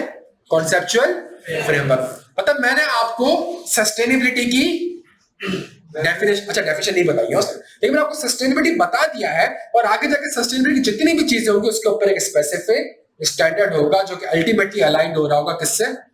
IFRS S1 से। तो यहां तक बात समझ आती है। अच्छा जबरदस्त। और फिर वो कहता है कि मैं जो बना हूं वो IS 8 के हिसाब से बना। तो क्या ये चेंज इन अकाउंटिंग पॉलिसी है? क्या ये चेंज इन IS 8 के अंदर सबसे खूबसूरत बात ये कि IS 8 अगर आपसे कहता है कि अगर कोई स्पेसिफिक अकाउंटिंग आती है और इस अकाउंटिंग का आंसर अगर आपको अकाउंटिंग के ऊपर अगर कोई स्पेसिफिक अकाउंटिंग स्टैंडर्ड नहीं है, सुन लो वापस से, बड़ी इंपॉर्टेंट चीज बता रहा हूं। अगर कोई स्पेसिफिक अकाउंटिंग आती है और उस स्पेसिफिक अकाउंटिंग के ऊपर अगर कोई स्पेसिफिक अकाउंटिंग स्टैंडर्ड नहीं है, तो आप रेफर करें कॉन्सेप्चुअल फ्रेमवर्क को। वो क्या कहता है? आप रेफर करें कॉन्सेप्चुअल फ्रेमवर्क को, और कॉन्सेप्चुअल फ्रेमवर्क से आंसर ढूंढने की कोशिश करें और उसके बेसिस पे खुद अपनी अकाउंटिंग पॉलिसी बना दे जो कि relevant and reliable information provide करती है। IFRS S1 कहता है मैंने IS 8 का ये पैराग्राफ कॉपी किया कि अगर कोई स्पेसिफिक चीज आती है जिसका तुम्हारे पास आगे जाके अभी IFRS S2 है, S3 नहीं है, S4 नहीं है, S5 नहीं है, और अगर वो सस्टेनेबिलिटी है तो तुम्हें किसको रेफर करना पड़ेगा? IFRS S1 conceptual. ये मैं आपको इसलिए बता रहा हूं ताकि पेपर में सवाल बायोलॉजी के ऊपर आए, केमिस्ट्री के ऊपर आए, फिजिक्स के ऊपर आए, इस्लामियात के ऊपर आए, पाकिस्तान स्टडीज के ऊपर आए, आंसर कहां से होगा? एक पैराग्राफ इतना खत्म। समझ आ रही है मेरी बात? एक पैराग्राफ इतना खत्म। क्लियर? अच्छा, स्पेसिफिक सवाल आ जाए क्लाइमेट का, और क्लाइमेट का स्टूडेंट अगर आपको आंसर नहीं दे रहा IFRS S2, वो गधे घोड़े वाला ना करें क्लाइमेट S2 और आंसर मैच कर दिया, नहीं। ये पैराग्राफ इतना इंपॉर्टेंट बिकॉज़ ये कहता है मेरी फाउंडेशन बनी किस बेसिस पे? इस बेसिस पे बनी है कि जी मैं IS1 के साथ मैंने कॉन्सेप्चुअल फ्रेमवर्क बनाया है, और अगर तुम्हें कोई स्पेसिफिक रिक्वायरमेंट तुम्हारी पूरी ना हो रही हो तो तुम जबरदस्त मेरे बच्चों से। अच्छा जी, एक वर्ड याद आ रहा है? Investor lens. एक वर्ड याद आ रहा है? इन्वेस्टर लेंस, जो ऊपर हमने थोड़ा बहुत डिफरेंट डेफिनेशंस बता। IFRS S1 requires an entity to disclose material information। कौन सा वर्ड आ रहा है? वही डेफिनेशन है जो IS1 में और कॉन्सेप्चुअल फ्रेमवर्क में मटेरियल की डेफिनेशन उसकी बनाई उस बेसिस पे। सब टेंशन वाली बात है। तो टेक्निक ऐसी है कि आपका 30-40% कोर्स तो ऐसे ही हो जाएगा अगर आपने अकाउंटिंग में वो चीजें पढ़ी हुई। और वो अकाउंटिंग की बात नहीं कर रहे, सिंपल डेफिनेशन है मटेरियल की, सिंपल डेफिनेशन है यूजर ऑफ द एफएस की, सिंपल डेफिनेशन है जनरल पर्पस फाइनेंशियल स्टेटमेंट्स की। वहीं से कॉपी मेरे भाई क्लियर हो? अच्छा, तो IFRS S1 requires an entity to disclose material information about sustainability related। Climate की बात करता है, पानी की बात करता है, और तो ऑल की जब बात करता हूं मतलब वो जो अभी थोड़ी देर पहले हमने यूक्रेन वॉर डिस्कस करी वो भी आ जाएगी। अगर इसराइल फलस्तीन की वॉर चल रही है और अगर आप इसराइल को सपोर्ट कर रहे हैं, इसराइल की कंपनी जो है वो इसराइल को सपोर्ट कर रही है, तो इंपैक्ट आया था भाई, इंपैक्ट आया था उन कंपनीज के ऊपर। बराबर में मैकडोनल्ड था ना, क्या हुआ? क्लियर आप सारे? अच्छा, these risk and opportunities are those that could reasonably, तो इसका मतलब है आपने हर वो चीज डिस्क्लोज करनी है जो मटेरियल हो और वो इफेक्ट किसको करे, आपके कैश फ्लोज को, आपके एक्सेस टू फाइनेंस को, या आपके कॉस्ट ऑफ, तो हर वो चीज जो कि आपके फाइनेंशियल स्टेटमेंट को इंपैक्ट कर रही है या करेगी, उसको आपने क्या करना है। तो ये जो पैराग्राफ है ये किसके लेंस के तहत बात कर रहा है? और ऊपर इन्वेस्टर लेंस के कुछ हमने देखे थे कानून जो इन्वेस्टर से बात करता था, सही है, आईएफआरएस एस 1 में कॉपी करते। तो मैं आपको ये बता रहा हूं कि मैंने पढ़ाया नहीं है ये पैराग्राफ, लेकिन टेक्निकली स्पीकिंग मैं आपको आधे घंटे पहले पढ़ा चुका। तो इन्वेस्टर का लेंस क्या होगा कि जी क्या कंपनी के कैश फ्लो में कोई इंपैक्ट है, क्या कंपनी के एक्सेस टू फाइनेंस में, या उसके कॉस्ट ऑफ कैपिटल। हर वो चीज जो उसकी प्रॉफिटेबिलिटी को, कैश फ्लोज को, पीएनएल को, बैलेंस शीट को इंपैक्ट करेगी, वो डिस्क्लोजर, और अगर वो मटेरियल है, और अगर वो तो वो फाइनेंशियल स्टेटमेंट में डिस्क्लोज। क्या डिस्क्लोज होगा ये नहीं पता, बस अब इतना पता है कि कुछ डिस्क्लोज होगा भाई, सही है। अच्छा भाई, अगर वो अभी भी सप्लायर से माल खरीद रहा है तो ये नॉन फाइनेंशियल नहीं है, ये फाइनेंशियल। बिकॉज अगर आप उस सप्लायर से माल खरीद रहे हो तो जो सोसाइटी है, अगर उसको ये पता चला कि जी माल बेचती किसको है, किसको बेचती है, कौन कस्टमर, वही जो आप जिस कंपनी में आप बैठे हुए सीएफओ, सही, उस कस्टमर को बेचती, तो कल को वो कस्टमर आपके इस प्रोडक्ट का क्या करेंगे, ये बायकॉट करेंगे, जिसकी वजह से आपकी कंपनी में इंपैक्ट आएगा। आप समझ रहे हैं इसको? तो इसकी वजह से आपकी कंपनी में इंपैक्ट आ सकता है।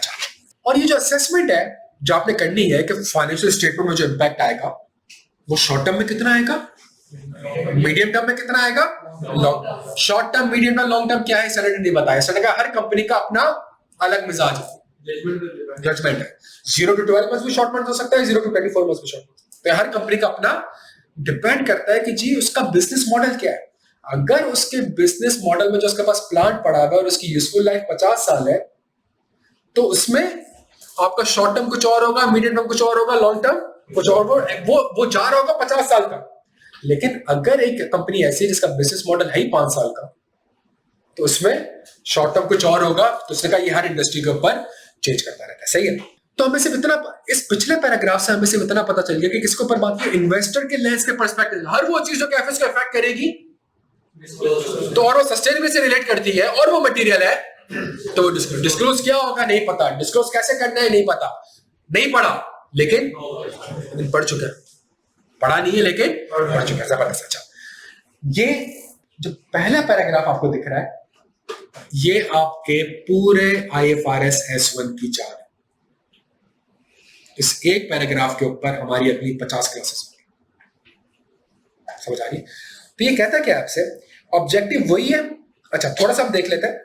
IFRS S1 contains a requirement prescribing how an entity should prepare and report its sustainability related financial. It sets out the general requirement for the content and presentation of those disclosures so that the information is useful to the primary user. कौन है? Investor. किसके lens से बात करता है? और primary user वही है जिसकी डेफिनेशन हमने IS1 में कॉन्सेप्चुअल फ्रेमवर्क में पढ़ते थे। कौन है भाई? Are defined as existing and potential investors, lenders and other creditors. मुझे सुनना अगर आप कोई हरकत कर रहे हैं और उससे सोसाइटी को इंपैक्ट हो रहा है,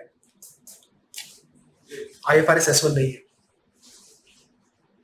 अगर आप कोई चीज कर रहे हैं और उससे किसको इंपैक्ट हो रहा है, लेकिन सोसाइटी के रिटेलिएशन से अगर आपकी कंपनी को इंपैक्ट हो रहा है तो IFRS S1। मैं आपको सिर्फ फर्क बता रहा हूं। पुराने जो कानून थे वो किस चीज के ऊपर बात करता था कि जी आप बताएं आप सोसाइटी का क्या नुकसान कर रहे हैं, तो आपने डिस्क्लोज करना है। IFRS S1 कहता है कि आप सोसाइटी का क्या नुकसान कर रहे हैं तो आपको डिस्क्लोज नहीं करना है। अगर वो नुकसान आपके फाइनेंशियल स्टेटमेंट में इंपैक्ट कर रहा है, अगर आपके कैश फ्लोज को इंपैक्ट कर रहा है, आपके प्रॉफिटेबिलिटी को इंपैक्ट कर रहा है, आपके कॉस्ट ऑफ फाइनेंस को इंपैक्ट कर रहा है, किसके पर्सपेक्टिव से बात करता है, ये फर्क वाज़ेह कर लो, मैं ये समझाने की कोशिश कर रहा हूं। और जो मैं तुम्हें चीजें दे रहा हूँ ये बड़ी क्रिटिकल और टेक्निकल है यार, ये मतलब ये गोरा भी परेशान होता है इन चीजों के ऊपर, सस्टेनेबिलिटी है कि तो बड़े अपने एक्सपीरियंस तुमसे सही से बातें कर रहा हूँ। तो पुराना कानून क्या था, इम्पैक्ट कर रहे हो चाहे इतना सा करो या इतना सा करो, डिस्क्लोज करो। आईएफआरएस में कहता नहीं जरूरी नहीं है, वो चीज डिस्क्लोज करो जिसकी वजह से जो रिएक्शन होगा हम उसको डील कर रहे हो उससे उसके अगर आपको लग रहा है रिस्क है, आपको लग रहा है यस तो आपको करना चाहिए। लाइक हम एक्शन को नहीं इधर काउंट फॉर करें, उसका रिएक्शन का काउंट फॉर करें। यस वो अगर कहते नहीं तभी तो मैं पैदा हुआ हूँ यार, तभी तो 16 साल से इस फील्ड में हूँ, तो मैं क्या करूंगा उसका, ऑडिट करूंगा ना यार, तभी तो वो 5000 की सीरीज आई हमारे पास एश्योरेंस की। लेकिन आप मैनेजमेंट ने रिलेशन ही नहीं दी तो फिर आप सही है, मैनेजमेंट ने रिलेशन ही दी तो कंप्लीटनेस पे की तो असर्शन होती है, जो मैनेजमेंट कह रही है क्या वो कंप्लीट है कि नहीं है, मैं कंप्लीटनेस के ऊपर काम करूंगा। इसका टेक्निकल आंसर दे दूं तुम्हें, अगर हौसला है और हिम्मत है, एश्योरेंस भी दो किस्म की होती है। तो जो बात बंदा कर रहा है बिल्कुल सही कह रहा है, एक होती है reasonable assurance which is the, और एक होती है लिमिटेड। अगर तुम्हें लगता है कि तुम वाकई में सारी चीजें नहीं देख सकते तो तुम एग्री क्या करोगे कि मेरी नजर में ऐसा कुछ नहीं आया जिसके बेसिस पे मैं ये कह सकूं कि जो फाइनेंशियल डिस्क्लोजर है ये आईएफआरएस एस्पेक्ट के हिसाब से, तो फिर हम यहाँ खेलते हैं। तो ये भी किसके हिसाब से बता रहा हूँ, ये मैं आइजा के हिसाब से बता रहा हूँ। तो इसका मतलब है आपके पास दो ऑप्शन होते हैं, या तो आप रीजनेबल एश्योरेंस या अगर थोड़ी सी और अगर मुझे इजाजत दो 1 मिनट की, अगर तालीम पता नहीं फिर कब मुलाकात हो आप लोगों से, कोड ऑफ कॉर्पोरेट गवर्नेंस के ऊपर रिपोर्ट बनाई है आप लोगों ने, सीओसीजी के ऊपर रिपोर्ट बनाई है यार। रिपोर्ट को कभी गौर से देखना, वो लिमिटेड होती है, वो रीजनेबल नहीं होती। आप ये नहीं कहते in our opinion the statement of compliance is as per the सीओसीजी regulation. क्यों आप स्टेटमेंट दे किस चीज के ऊपर रहे हो, आप ओपिनियन दे किस चीज के ऊपर, आप इस चीज के ऊपर दे रहे हो कि क्या साल में 4 बार बोर्ड की मीटिंग हुई है कि नहीं हुई, तो क्या आप मौजूद थे, क्या आपको डायरेक्ट एविडेंस मिला है, क्या थर्ड पार्टी से मिला है, क्या रिटन फॉर्म में मिला है, क्या आपको मैनेजमेंट कागज का पर्चा पकड़ाती है, सही है, और आप वो कागज का पर्चा देखते हो कि अच्छा जी कागज के पर्चे में लिखा हुआ है कि कमेटी बैठी थी 9 बजे बैठी थी, ये लोग मौजूद थे, ये लोग मौजूद नहीं थे, फिर आप कागज को यूं करते हैं और फिर आप फाइल में और आप कहते हैं कि जी मेरे हिसाब से मैंने हाई लेवल एश्योरेंस, कहां से हाई लेवल एश्योरेंस है ये, तो कभी जाके गौर करना कोर्ट की रिपोर्ट में तुम जो ओपिनियन देते हो ना या जो एश्योरेंस देते हो वो बिकॉज कोई थर्ड पार्टी एविडेंस नहीं। समझ आ रही है, तो तुम्हारा आंसर मेरे भाई है। तो अगर कभी बैठे हो ना पार्टनर के साथ तो चीजों क्या हम तो नहीं कर सकते, तो तुम फौरन से क्या बोलोगे सर लिमिटेड एश्योरेंस। अच्छा भाई क्लियर है यहाँ तक, सही है। तो अभी भी मुझे ये समझ में नहीं आ रहा, मुझे इन्वेस्टर का लाइन समझ आ गया, लेकिन मुझे ये समझ नहीं आ रहा कि सस्टेनेबिलिटी रिलेटेड फाइनेंशियल डिस्क्लोजर है क्या। अभी भी मुझे आईएफआरएस ने अभी तक कुछ बताया नहीं है। अच्छा इसको मैंने थोड़ा बहुत हाई लेवल ओवरव्यू दिया, किस चीज के ऊपर, बिजनेस मॉडल के ऊपर और वैल्यू चेन के ऊपर। बिजनेस मॉडल के आपका काम क्या है, आप ये चीज लेते हैं, बनाते हैं और बेचते हैं, और वैल्यू चेन का मतलब है कि ये चीज बनाने में या लेने में और आगे बेचने में आप किन किन लोगों के साथ, और जब इंटरेक्ट कर रहे हैं तो इंटरेक्ट सिर्फ आप टेंजिबल चीज नहीं है, वो इंटेंजिबल भी है। मतलब अगर आप इंटरेक्ट कर रहे हैं तो क्या सप्लायर के साथ इंटरेक्ट कर रहे हैं, हाँ। क्या आप इंटरेक्ट कर रहे हैं तो आप कस्टमर के साथ इंटरेक्ट कर रहे हैं, हाँ। अगर आप इंटरेक्ट कर रहे हैं तो क्या एम्प्लॉय के साथ इंटरेक्ट कर रहे हैं, हाँ। अगर आप इंटरेक्ट कर रहे हैं तो क्या लेबर के साथ इंटरेक्ट कर रहे हैं, हाँ। और अगर आप इंटरेक्ट कर रहे हैं तो क्या सोसाइटी के साथ इंटरेक्ट कर रहे हैं, हाँ। अगर आप इंटरेक्ट कर रहे हैं तो क्या एनवायरमेंट के साथ इंटरेक्ट कर रहे हैं, हाँ हाँ हाँ। वो सारी चीजें किसमें आ जाएंगी, अगर आप माल सप्लाई कर रहे हैं चिंची में और चिंची वो सही काला धुआं ये आप कंसीडर करना, समझ आ रही है बात। तो इसका बिजनेस मॉडल, आपका सिंपल बिजनेस मॉडल क्या, आपका इनपुट क्या है, आपका प्रोसेस क्या है, और सारे बिजनेस मॉडल में आप किन किन लोगों के साथ। तो ये बस एक डेफिनेशन है, बड़ी जबरदस्त है। Value chain, the full range of interactions, resources and related to a reporting entities business model। थोड़ी देर के लिए स्टॉप करता हूं, बिजनेस मॉडल पे आता हूं। an entity system of transforming input through its activities into output that aims to fulfill the entity's strategic purpose and create value for the entity and hence generate the over the medium। और हर वो चीज जो कि company के business model को impact करेगी वो तुम्हारा sustainability related risk and opportunity. तो बिजनेस मॉडल की डेफिनेशन तुम्हारे ऊपर आ रही थी। अब मैं बिजनेस मॉडल जो मैंने पढ़ लिया, तो अब मैं पढ़ता हूँ the full range of interaction, resources, relationship related to our reporting entity's business model and the external environment in which a value chain consists of the interaction, resources and मेरा सप्लायर के साथ रिलेशनशिप है, मेरा supplier के साथ एक supplier ये हरकतें कर रहा है लेकिन मेरा उसके साथ रिलेशनशिप है.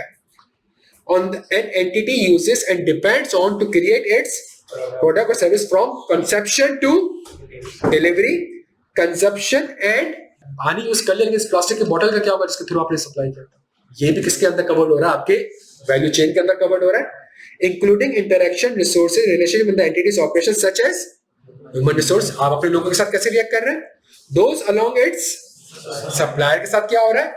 Marketing and distribution channel such as material and services sourcing, product and service sale and delivery and the financing, geographical, geopolitical and जो रशिया यूक्रेन वॉर तो जियोपॉलिटिकल को भी कवर कर रहा है and regulatory environment in which the entity. मैंने अभी आपको सिर्फ एक डेफिनेशन बताई है. मैंने बहुत हाई लेवल में आपको थोड़ा बहुत एक्सप्लेन किया किस चीज का, बिजनेस मॉडल का और वैल्यू चेन का. मैं क्लास के एंड में आपको बताऊंगा कि इस बिजनेस मॉडल और वैल्यू चेन का हम करेंगे क्या. क्या तक मुझे इजाजत मिल सकती है? क्लास के एंड तक. सही. अच्छा, तो मैं आपसे कह रहा था कि इस पूरी डेफिनेशन में जो सबसे इंपॉर्टेंट डेफिनेशन है वो है सस्टेनेबिलिटी रिलेटेड फाइनेंशियल डिस्क्लोजर. और ये समझे सबसे, और इसकी बेसिस पर हमारे अगली क्लासेस. सुनिए, sustainability related financial disclosure are defined as, अब मुझे डेफिनेशन मिल रही है किस चीज की? सस्टेनेबिलिटी रिलेटेड फाइनेंशियल डिस्क्लोजर की. Are defined as a particular form of a general purpose financial reports that provide information about the reporting entities sustainability related. मुझे अभी भी डेफिनेशन नहीं मिल रही. किस चीज की नहीं मिल रही? सस्टेनेबिलिटी रिलेटेड रिस्क एंड, इसकी डेफिनेशन नहीं मिल रही मुझे. तो सस्टेनेबिलिटी रिलेटेड फाइनेंशियल डिस्क्लोजर क्या है? Sustainability related risk and opportunities है दैट कुड रीजनेबली, अब आगे थोड़ा बता रहा है, सिर्फ कॉन्सेप्चुअल फ्रेमवर्क दे रहा है, जो कि that could reasonably be expect to affect the entities cash flow, its access to finance or cost of capital over the short, medium और ये डेफिनेशन पढ़ ली थी हमने ऊपर, ये पढ़ी थी हमने. सही है. इंक्लूडिंग, अब आगे सुनना बच्चों, ये खतरनाक चीज है, ये बहुत खतरनाक. ऊपर वाला पार्ट पढ़ लिया था, थोड़ी देर पहले ही पढ़ा है बच्चों. Including information about the entities governance का वर्ड थोड़ी देर पहले देखा था कहीं? जो पुराने कानून थे उसमें हमने क्या देखा था? गवर्नेंस का वर्ड देखा था. Including about the entities, governance, strategy, risk management in relation to and the related metrics and targets. ये एक और चीज आ रही है, समराइज कर रहा हूं, खुदा का वास्ते समझना. जितने भी पुराने कानून थे वो सब IFRS S1 का पार्ट बन गए हैं, प्रोवाइडेड दैट कि वो अगर कंपनी के cash flow, cost of capital, access to finance पे पूरी कायनात है क्या वो IFRS S1 स्कोप करेगी? यस, अगर वो इम्पैक्ट करती है कंपनी. और अगर वो इम्पैक्ट नहीं करता, IFRS S1 के स्कोप में नहीं है. इसके अलावा तुम्हारे इतने कानून थे, GRI था, TCFD था, उसमें फॉल करती है. वहां तुम डिस्क्लोज करो जैसे करो, IFRS S1 के स्कोप में फॉल. लेकिन मुझे अभी भी आंसर नहीं मिल रहा किस चीज का. तो सुन लो, sustainability related risk and opportunities को IFRS S1 ने डिफाइन नहीं किया. IFRS S1 ने आपको सिर्फ और सिर्फ कॉन्सेप्चुअल, और उसने कहा जो सुनना, जो लेगेसी मौजूद है, जो कायनात मौजूद है, जो इतनी सारी चीजें मौजूद है, उसमें से हर वो चीज जो सस्टेनेबिलिटी से रिलेटेड है और तुम्हारी कंपनी पे अगर इम्पैक्ट कर रही है तो इसका मतलब है, तो ये क्यों कर रहा है? लॉजिक होगी ना, क्यों कर रहा है? कोई बाउंड्रीज नहीं रखी. हाँ? उसने कोई बाउंड्रीज, क्यों नहीं रखी बाउंड्री? एक बहुत वास्ट चीज है, बहुत वास्ट चीज है और कायनात और एक्सप्लोर होती रहेगी. आज जुपिटर का पता चला है, 10 साल पहले मार्स का पता चला था. सही है. तो ये कायनात पता चलती रहेगी, तो पता चलती रहेगी तो क्या बार बार चेंज करता हूं? तो उसने कहा बजाय इसके मैं डिफाइन करूं, मैं कहता हूं कि जो पूरी कायनात है वो सब के सब तुम्हारे स्टैंडर्ड में पार्ट करेगा अगर वो तुम्हारे इन्वेस्टर के लेंस से अगर वो मटेरियल है. क्यों? और इन्वेस्टर के लिए क्या इंपॉर्टेंट है भाई? कैश फ्लो का मसला तो नहीं है, पैसा मिल जाएगा बैंक से, और कॉस्ट ऑफ कैपिटल तो मेरी नहीं बढ़ रही. अगर मेरी कॉस्ट ऑफ कैपिटल ही बढ़ जाएगी तो रिटर्न क्या मिलेगा मुझे? मेरी कॉस्ट ऑफ कैपिटल 5% है, रिटर्न 15% है, कमाऊंगा मैं. मेरी कॉस्ट ऑफ कैपिटल ही 13% है, रिटर्न 15% है, क्या कमाऊंगा? इन्वेस्टर के लिए. बच्चों समझ आ रही है बात? तो अभी भी इसने मुझे क्या नहीं बताया? Sustainability related risk. तो इसका मतलब है जो कायनात मौजूद है, और कायनात को अगर मैं देखूं तो कायनात में जो सबसे इंपॉर्टेंट चीज है वो है एनवायरमेंट। तो अगर तो याद करो वो स्टारबक्स की केस स्टडी, ना उसका ग्लोरिया जींस कॉम्पिटिटर, ना उसको फर्क पड़ता है ग्लोरिया जींस से, ना उसको फर्क पड़ता है बाकी कॉम्पिटिटर से, कुछ फर्क नहीं पड़ रहा उसको। सबसे बड़ा फर्क ये पड़ रहा है कि जो ग्लोबल टेम्परेचर इंक्रीज हो रहा है उसकी वजह से जो कॉफी की बीन्स होती है उसकी प्रोडक्शन कम हो जाती है। और जब मेरे पास प्रोडक्शन ही कम हो जाएगी तो मेरे पास वैल्यू चेन को समझने की कोशिश करना। मेरा बिजनेस मॉडल ये कि मुझे कॉफी बीन्स चाहिए, और उस कॉफी बीन से मुझे क्या बनानी है, कॉफी बनानी है, और कॉफी बना के किसको बेचनी है, कस्टमर। मेरा बिजनेस, और इस बिजनेस मॉडल के लिए मुझे डिफरेंट फार्मर्स और सप्लायर से इंटरेक्ट करना पड़ता है, और उनसे बीन्स लेनी पड़ती है, और वो बीन्स ट्रांसपोर्ट होकर मेरी फैक्ट्री तक आती है, फिर वहां से वो प्रोसेस होती है, फिर वो जाती है डिफरेंट तरीके से मेरे डिफरेंट आउटलेट्स में, और वहां से किसको सेल होती है, कस्टमर। जब कस्टमर को सेल होती है तो प्लास्टिक के कप में भी सेल हो रही होती है। ये भी क्या मैटर है, तुम्हारा सस्टेनेबल मैटर है। तो ये वैल्यू चेन है तुम्हारी। जब ये तुम्हारी वैल्यू चेन है, और वैल्यू चेन तुम्हारी डिपेंड करती है तुम्हारे बिजनेस मॉडल के ऊपर, तुम्हारा बिजनेस मॉडल क्लियर है, तो सबसे बड़ा मसला ये है कि ग्लोबल टेम्परेचर में 1 डिग्री सेंटीग्रेड इंक्रीज होने की वजह से कॉफी बीन्स की प्रोडक्शन, क्या इसकी वजह से, क्या ये कायनात है, क्या ये IFRS S1 के स्कोप में फॉल करता है? क्यों करता है? क्योंकि अगर तुम्हारे पास रॉ मटेरियल ही नहीं होगा तो तुम प्रोड्यूस क्या करोगे? जब प्रोड्यूस नहीं करोगे तो क्या सेल क्या करोगे? और जब सेल ही नहीं करोगे तो क्या तुम्हारे पास कैश इनफ्लोज आएंगे? जब तुम्हारे पास कैश इनफ्लोज नहीं आएंगे तो क्या तुम्हारे कैश फ्लो में इंपैक्ट आएगा? जब तुम्हारे कैश फ्लोज के हालात खराब हो जाएंगे तो तुम्हारे लॉसेस आना स्टार्ट हो जाएंगे। जब लॉसेस आना स्टार्ट हो जाएंगे तो क्या तुम बैंक से लोन लेने जाओगे? जब बैंक से लोन लेने जाओगे तो क्या बैंक तुम्हें अभी भी वही 1% इंटरेस्ट रेट पे देगा? देगा कितने पे देगा? वो ज्यादा स्प्रेड चार्ज करेगा, बिकॉज तुम्हारी इंडस्ट्री में रिस्क ज्यादा है। जब तुम्हारा ज्यादा इंटरेस्ट होगा तो weighted average cost of capital जब तुम निकालोगे, जिसमें तुम केडी को भी कंसीडर करोगे, जिसमें तुम केई को भी कंसीडर करोगे, तुम्हारी कॉस्ट ऑफ कैपिटल क्या हो जाएगी? ज्यादा हो जाएगी। रिटर्न तो वही था इंडस्ट्री का 10-12%, तुम्हारी कॉस्ट ऑफ कैपिटल जो है वो 8-9% क्लियर हो मेरे बच्चों?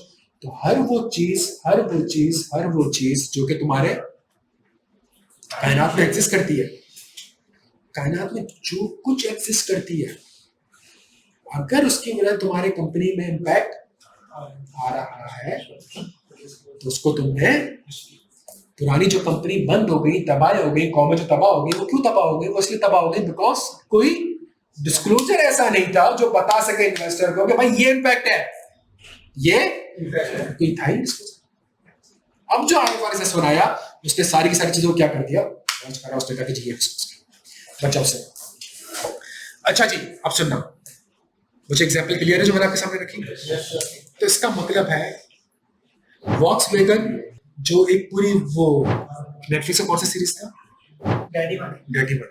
बच्चे ने मुझे वो डैडी माइंड गलती से बोल दिया, मैंने पूरी रात नेटफ्लिक्स बैठ के सर्च किया कि कौन सा सीरीज है। सही है, डैडी मनी में अगर आप देखेंगे तो उसके अंदर सीजन है किस चीज के ऊपर यार, आप उस, अगर आपने समझना है ना सोसाइटी कैसे रिएक्ट करती है यार, वो एक एपिसोड आप देखना 40 मिनट का, उसमें वो बंदा किस तरीके से उसने गाड़ी रिटर्न करवाई है, कमेंट किया कि मैं आज के बाद इस कंपनी की प्रोडक्ट, लोगों ने सर्च किया है कि जितने नाइट्रोजन ऑक्साइड उससे निकले, उस डीजल से निकले हैं, उसकी वजह से लोगों को सांस लेने में मसला आया, और जो बच्चे पैदा हुए थे वो लंग्स की डिजीज से पैदा हुए थे। आप सोचे से किसी, तो आप इन सारे प्रोसेस में किसी ना किसी तरीके से सोसाइटी से इंटरैक्ट कर रहे हो, चीजें कर रहे हो, और मैं कहता हूँ $5-10 बिलियन की फिर इसको, और फिर वहां से चेंज हुआ। और इसके ऊपर एक पूरा आर्टिकल है कि from fraud to clean energy leader, Volkswagen ने वो पूरी जर्नी करी। तो कैसे करी होगी,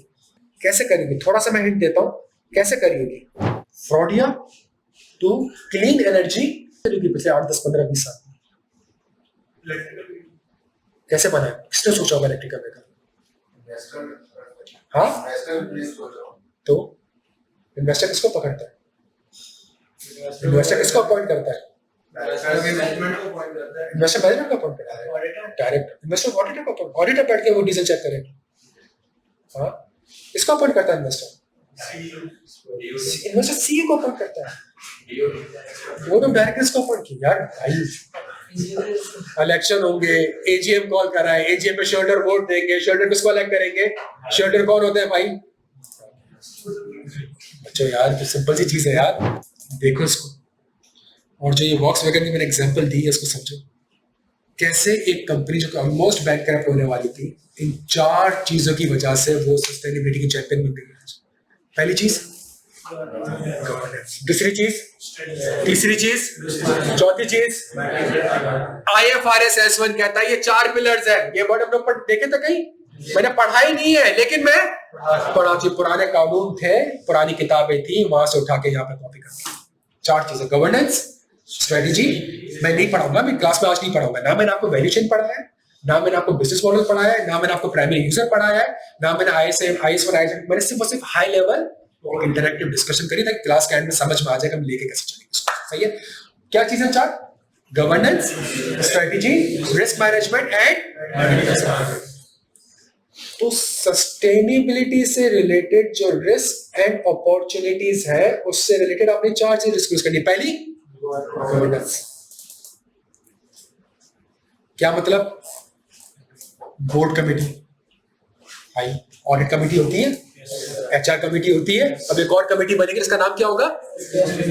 और आगे जाके अगले साल C52 में एक चेंज आएगा जिसमें ऑडिट C52 कॉर्पोरेट लॉ में एक चेंज आएगा और उसमें कोड ऑफ कॉर्पोरेट गवर्नेंस में एक चेंज आएगा और उस कोड ऑफ कॉर्पोरेट गवर्नेंस में एक चेंज आएगा कि तुम्हारे पास पहले HR कमेटी आ रही थी, फिर ऑडिट कमेटी आ रही थी, अब एक और कमेटी आ रही होगी, इसका नाम होगा क्या? लगा लो शक्ति चीजें लिखी और मैं और आप बेवकूफ, मैं पढ़ा दूंगा, आप पढ़ लेंगे और अभी दिमाग नहीं लगाएंगे कि लॉ में ये चेंज क्यों आया, इस वजह से। क्लियर हो भाई? समझ आ गई? थोड़ी बहुत चीजें कनेक्ट हो रही है आपस में। तो गवर्नेंस बॉडी से रिलेटेड भाई कौन है कमेटी? कोई स्पेशल कमेटी बनाई है? बोर्ड ऑफ डायरेक्टर में किसकी जिम्मेदारी है? रिस्पॉन्सिबिलिटीज, टर्म्स ऑफ रेफरेंस सुना है? तो C52 में टर्म्स ऑफ रेफरेंस भी आएगा उसका COC में, भाई ये काम होने चाहिए आपके। सही है? अच्छा, ये कैसे इंश्योर करते हैं स्किल्स और कॉम्पिटेंसी एग्जिस्ट कर भी रही है या फिर नहीं कर रही? सही है? उसके बाद अगली चीज मेरी क्या है? अगली चीज क्या है? तो गवर्नेंस हो गई। स्ट्रेटेजी में जाके अब आप बाकायदा तौर पे बताओगे ये मेरे रिस्क है, ये मेरी अपॉर्चुनिटी है, ये मेरी, जब रिस्क है तो इस रिस्क को मिटिगेट करने के लिए क्या होगा? ये मेरी स्ट्रेटेजी है और ये जो मेरी स्ट्रेटेजी है, ये जो मेरे रिस्क है, ये मेरे वैल्यू चेन में यहां पे फॉल करती है, ये मेरे बिजनेस मॉडल में यहां पे फॉल करती है, यहां पे कॉन्सेंट्रेटेड है और ये शॉर्ट टर्म है, लॉन्ग टर्म है, या मीडियम टर्म। क्या कहता है वो कि आपके रिस्क एंड अपॉर्चुनिटीज क्या है? ये रिस्क एंड अपॉर्चुनिटीज आपके बिजनेस मॉडल में इनपुट के वक्त है, प्रोसेस के वक्त है, सप्लायर के वक्त है, आपके अपने एम्प्लॉय के वक्त है या कस्टमर के वक्त है, डिस्ट्रीब्यूशन से पर्टेन करता है कि मार्केटिंग से पर्टेन करता है? Business model and value chain, risk and opportunity कहां कॉन्सेंट्रेटेड है? सही है? सप्लायर तो कौन सा सप्लायर? जियोग्राफिकल तो चाइना में कि US है? क्लियर है? आज से 6-7 साल पहले मैंने C56 में एक एग्जांपल दी थी, 7 साल कि टेक्सटाइल की जो कंपनीज हैं यहाँ पे, उनके एक्सपोर्ट के ऑर्डर कम हो रहा है इसलिए बिकॉज पाकिस्तान में 18 साल से कम बच्चों से लेबर कराई जाती है और यूरोप ने उसके ऊपर इतना स्ट्रॉन्ग वो दिया था कि जी चाइल्ड लेबर तो पॉसिबल है ही नहीं। और उसने चेक करा कि जी अगर अब आपका सप्लायर चाइल्ड लेबर को, भाई सप्लायर यूज कर रहा है, भाई आप नहीं खरीदो ना माल, आप सस्टेनेबल बनो ना, आप एथिकल बनो ना, तो इसकी वजह से हमारे एक्सपोर्ट सिग्निफिकेंटली डिक्लाइन होगी। मैंने उस वक्त एग्जांपल साथ साथ क्लियर है सारे यहाँ पे? तो इन कानून की वजह से वहां पे एक इंपैक्ट आ रहा है। अच्छा, फिर ये सारा का सारा स्ट्रेटेजी है बच्चों, ये सबसे इंपॉर्टेंट है। ये सारा का सारा क्या है? स्ट्रेटेजी में भाई रिस्क क्या है, बिजनेस मॉडल में कहां है, वैल्यू चेन में कहां है, कहां पे कॉन्सेंट्रेट करता है और आप उसको रिस्पॉन्ड कैसे करोगे? जब रिस्क होगा तभी तो स्ट्रेटेजी होगी, तो आप उसको कैसे रिस्पॉन्ड करोगे भाई? और फिर अगर सप्लायर वाला मसला तो आप कैसे रिस्पॉन्ड करोगे? भाई मैं सप्लायर के साथ में कॉन्ट्रैक्ट खत्म कर दूंगा, मैं दूसरा सप्लायर ढूंढूंगा। अगर मैं प्लास्टिक बॉटल में बेच रहा हूं, ये मेरा बिजनेस मॉडल है, तो मैं इसको ये करूंगा कि मेरे पास क्या है, मेरी स्ट्रेटेजी है कि मैं प्लास्टिक बॉटल को रिसाइकल करूंगा, मजीद प्लास्टिक बनाने के बजाय मैं एग्जिस्टिंग बॉटल को क्या करूंगा? तो कभी इंशाल्लाह आप यूरोप वगैरह घूमे तो आपको जगह जगह पे ये बॉक्स दिखेंगे कि आप प्लास्टिक की बोतल डालें और आपको वो €1 या 25 सेंट या 50 सेंट आपको देगा। तो उन्होंने ये इनिशिएटिव रखा। क्लियर हो सारे यहाँ पे? अच्छा, फिर उसका फाइनेंशियल इन्वेस्टर का लेंस बताएं कि जी अगर ये हो रही है रिस्क है, अगर आपको लग रहा है ये रिस्क है तो उसका फाइनेंशियल इफेक्ट क्या है। और फिर आखिरी चीज प्यारे बच्चों, जो ऊपर स्ट्रेटेजी बनाई, सबसे इंपॉर्टेंट चीज जो तुम्हारी वाली बात, मुझे कैसे पता चलेगा क्या रिस्क है, तो मतलब तीसरा पिलर तुम्हारा क्या है, रिस्क। ये असेस करना पड़ेगा कि इस कंपनी के बिजनेस मॉडल की वजह से और वैल्यू चेन की वजह से क्या क्या रिस्क हो सकते हैं, उसका लाइक्लीहुड क्या है, उसका मैग्नीट्यूड क्या है, उसकी असेसमेंट क्या है, लो रिस्क है, कंपनी सिग्निफिकेंट रिस्क को किस तरीके से मैनेज कर रही होगी। और आखिरी चीज होती है टारगेट।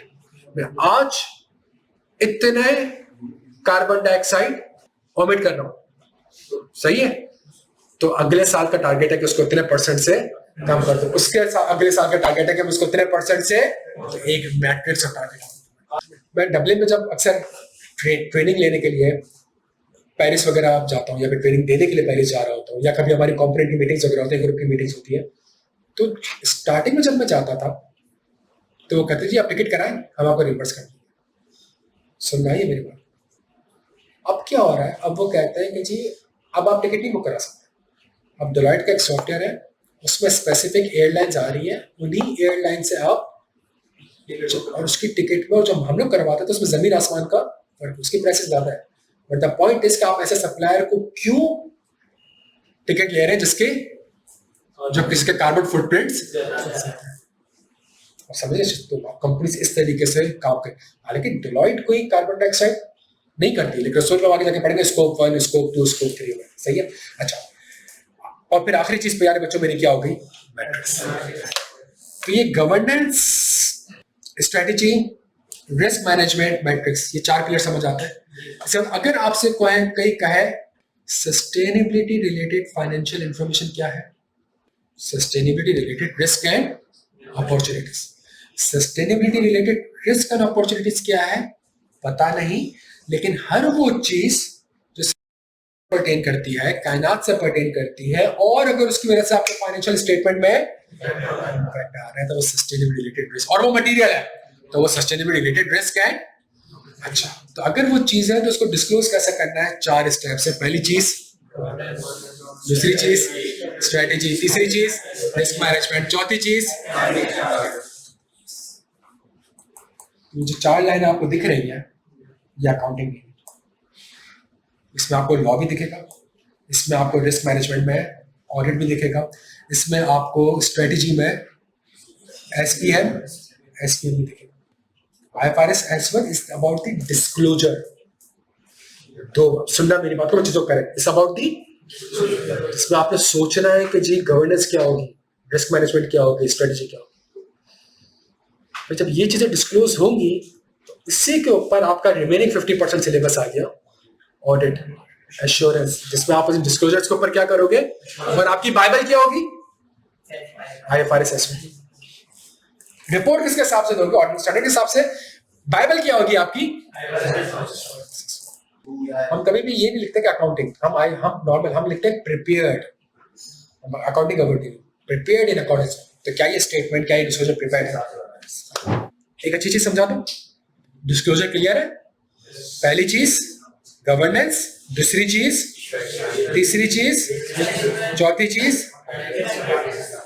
गवर्नेंस में बहुत सारी चीजें आ रही थी, हाँ भाई, स्ट्रेटेजी में बहुत सारी चीजें आ रही थी, रिस्क मैनेजमेंट में बहुत सारी चीजें आ रही थी, मैट्रिक्स में बहुत सारी चीजें आ रही थी, क्लियर हो।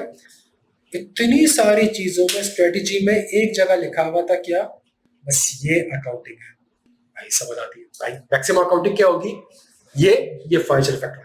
इसके भी 2 ऑप्शन है, कोई केस चलता है तो आपसे थोड़ी कहता है कि जी आप निकालो प्रोविजन के अमाउंट, वो आपको अमाउंट बता देता है। तो या तो ये चीज ऑलरेडी सवाल में मेंशन होगी, या आपको कैलकुलेट करनी पड़ सकती है, या आपको कैलकुलेट करनी। जो मॉडल पेपर है उसमें कैलकुलेशन नहीं है, और अगर कैलकुलेशन आ भी जाएगी तो जो FR1 का बच्चा है वो ये कैलकुलेशन कर सकता है, जो FR1 का बच्चा है वो ये कैलकुलेशन कर सकता है। मैं आपको एग्जांपल देता हूं, आप में से कितनों ने मेरी क्लाइमेट चेंज की वीडियो देखी है, क्लाइमेट चेंज की, यार वो लाजमी देखेगा, वो 4 साल पुरानी है शायद, वो 4 साल पहले मैंने क्लाइमेट चेंज के ऊपर एक वीडियो बनाई थी, और उसमें मैंने IS1 से लेके IFRS 16 तक जितने भी अकाउंटिंग स्टैंडर्ड है और क्लाइमेट चेंज की वजह से उन अकाउंटिंग स्टैंडर्ड पे क्या इम्पैक्ट आ सकता है उस अकाउंटिंग स्टैंडर्ड का, वो सारे का सारा मैंने एक्सप्लेन किया था कि ये रिस्क हो सकता है, ये प्रोसीजर्स होंगे, वो मैंने बड़ी जबरदस्त वीडियो क्लाइमेट चेंज की देखिएगा।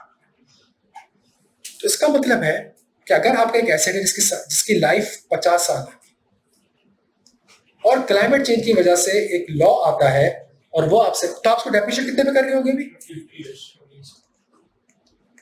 एज्यूमिंग कि आपकी इकोनॉमिक और यूजफुल लाइफ बराबर है, सही है। पर एक लॉ आता है और कहता है जी ये प्लांट बहुत धुआं छोड़ रहा है 2035, और आप 2025 में खड़े हो और अभी भी 50 साल रहता है, और 2025 में कानून आता है, आपसे कहता है कि जी अब ये प्लांट 35 के बाद इम्पेयरमेंट तो बात होगी ना, वैसे यूजफुल लाइफ चेंज होगी ना। पहले कैरिंग अमाउंट तो चेंज करें, कैरिंग अमाउंट सही होगी तो फिर इम्पेयरमेंट होगी ना। कैरिंग अमाउंट को रिकवरी अमाउंट से कंपेयर करते हैं, पहले कैरिंग अमाउंट सही करा करें फिर रिकवरी अमाउंट। तो पहले क्या कहूंगा, ये फाइनेंशियल इफेक्ट निकाल सकते हो पेपर में अगर पूछ लो तो आइए निकाल सकते हो। और अगर आपको सवाल में दे देंगे अगले 10 साल बस मैं इस प्लांट से इतने कमा सकता हूँ, सही है, और एट द एंड उसकी फेयर वैल्यू जो है वो जीरो, उसमें इतने कमा सकता हूँ, और कंपनी का डिस्काउंट रेट वगैरह ये है जो FR1 में पढ़ा हुआ था, शायद मॉडल पेपर में नहीं है। मॉडल पेपर में ये मैं आपको बता रहा हूँ सिलेबस का कि ये चीज तो अपने माइंड से निकाल दें कि आप अकाउंटिंग पढ़ रहे हैं। ये चीज आप अपने माइंड से निकाल दें कि आप अकाउंटिंग पढ़ रहे हैं। आप पढ़ क्या रहे हैं? आप CFF2 भी पढ़ रहे हैं, आप CFF3 भी पढ़ रहे हैं, आप CFF6 भी पढ़ रहे हैं, और CFF1 उस लिहाज से पढ़ रहे होंगे अगर वो फाइनेंशियल इफेक्ट कैलकुलेट करने के लिए दे दे बस। मैंने कहा क्लास का समझा, लेकिन एंड में आपको पता चल जाएगा कि आपका माइंडसेट इसमें इस सब्जेक्ट में किस तरफ जाना चाहिए। जी मेरे भाई को सवाल। So you were just talking about carbon footprint. If emissions are happening, but the calculation shows that the company's level is 8%, while the legal limit is 10%, should we write that it is applicable? Even though smoke/emissions are present, they are still within the 8% limit. ये दे रहा होगा, 4 चीजें आ रही है, governance, strategy, risk management and ये सारी चीजें क्या है? सस्टेनेबिलिटी रिलेटेड रिस्क एंड इसके ऊपर जो तुम्हारे 7 SASB स्टैंडर्ड्स है, वो 7 SASB स्टैंडर्ड्स तुम्हें sustainability related risk and opportunities बताओ, और तुम्हें मैट्रिक्स एंड टारगेट्स भी दे रहा है। SASB क्या लिखा हुआ है? Now part of the IFRS। पहले कोई और थी, फिर IFRS से खा जाऊंगी साथ में, और IFRS से अभी रिसेंटली 2024 में कहा कि मैं सबको ले लूंगा, सबको खा जाऊंगा, जितनी भी कायनात थी IFRS सबको खा जाएगा। क्लियर हो भाई यहाँ पे? अच्छा जी, किस चीज के ऊपर बात करते हैं? सस्टेनेबिलिटी, सही है।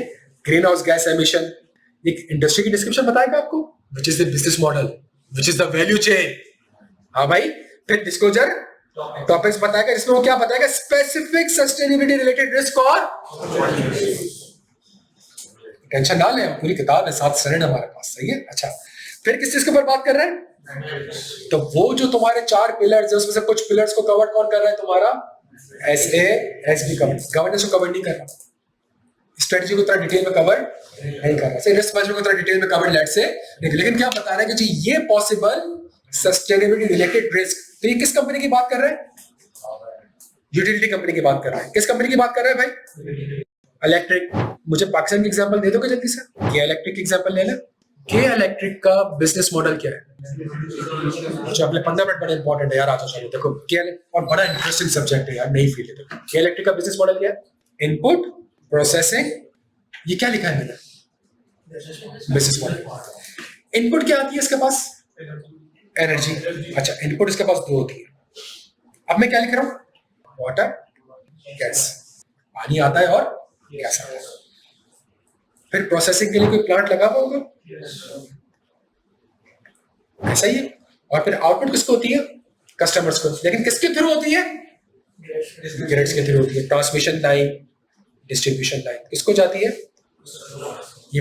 तो इसका मतलब है बिजनेस मॉडल समझ आता है? गैस लूंगा, पानी लूंगा, इलेक्ट्रिसिटी बनाऊंगा, बेचूंगा। वैल्यू चेन, इन सारे प्रोसेस में आप कितना इंटरेक्ट कर रहे हैं, क्या रिसोर्सेज यूज कर रहे हैं। क्या मतलब? मैं पानी ले रहा हूं, मैं गैस ले रहा हूं, मैं क्या प्रोसेस कर रहा हूं? इलेक्ट्रिसिटी प्रोसेस कर रहा हूं। किसको बेच रहा हूं?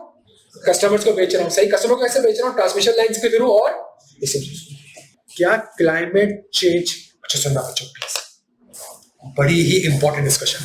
क्या मैं क्लाइमेट की माफी नहीं कर रहा हूं? क्या इलेक्ट्रिक नहीं कर रहा हूं?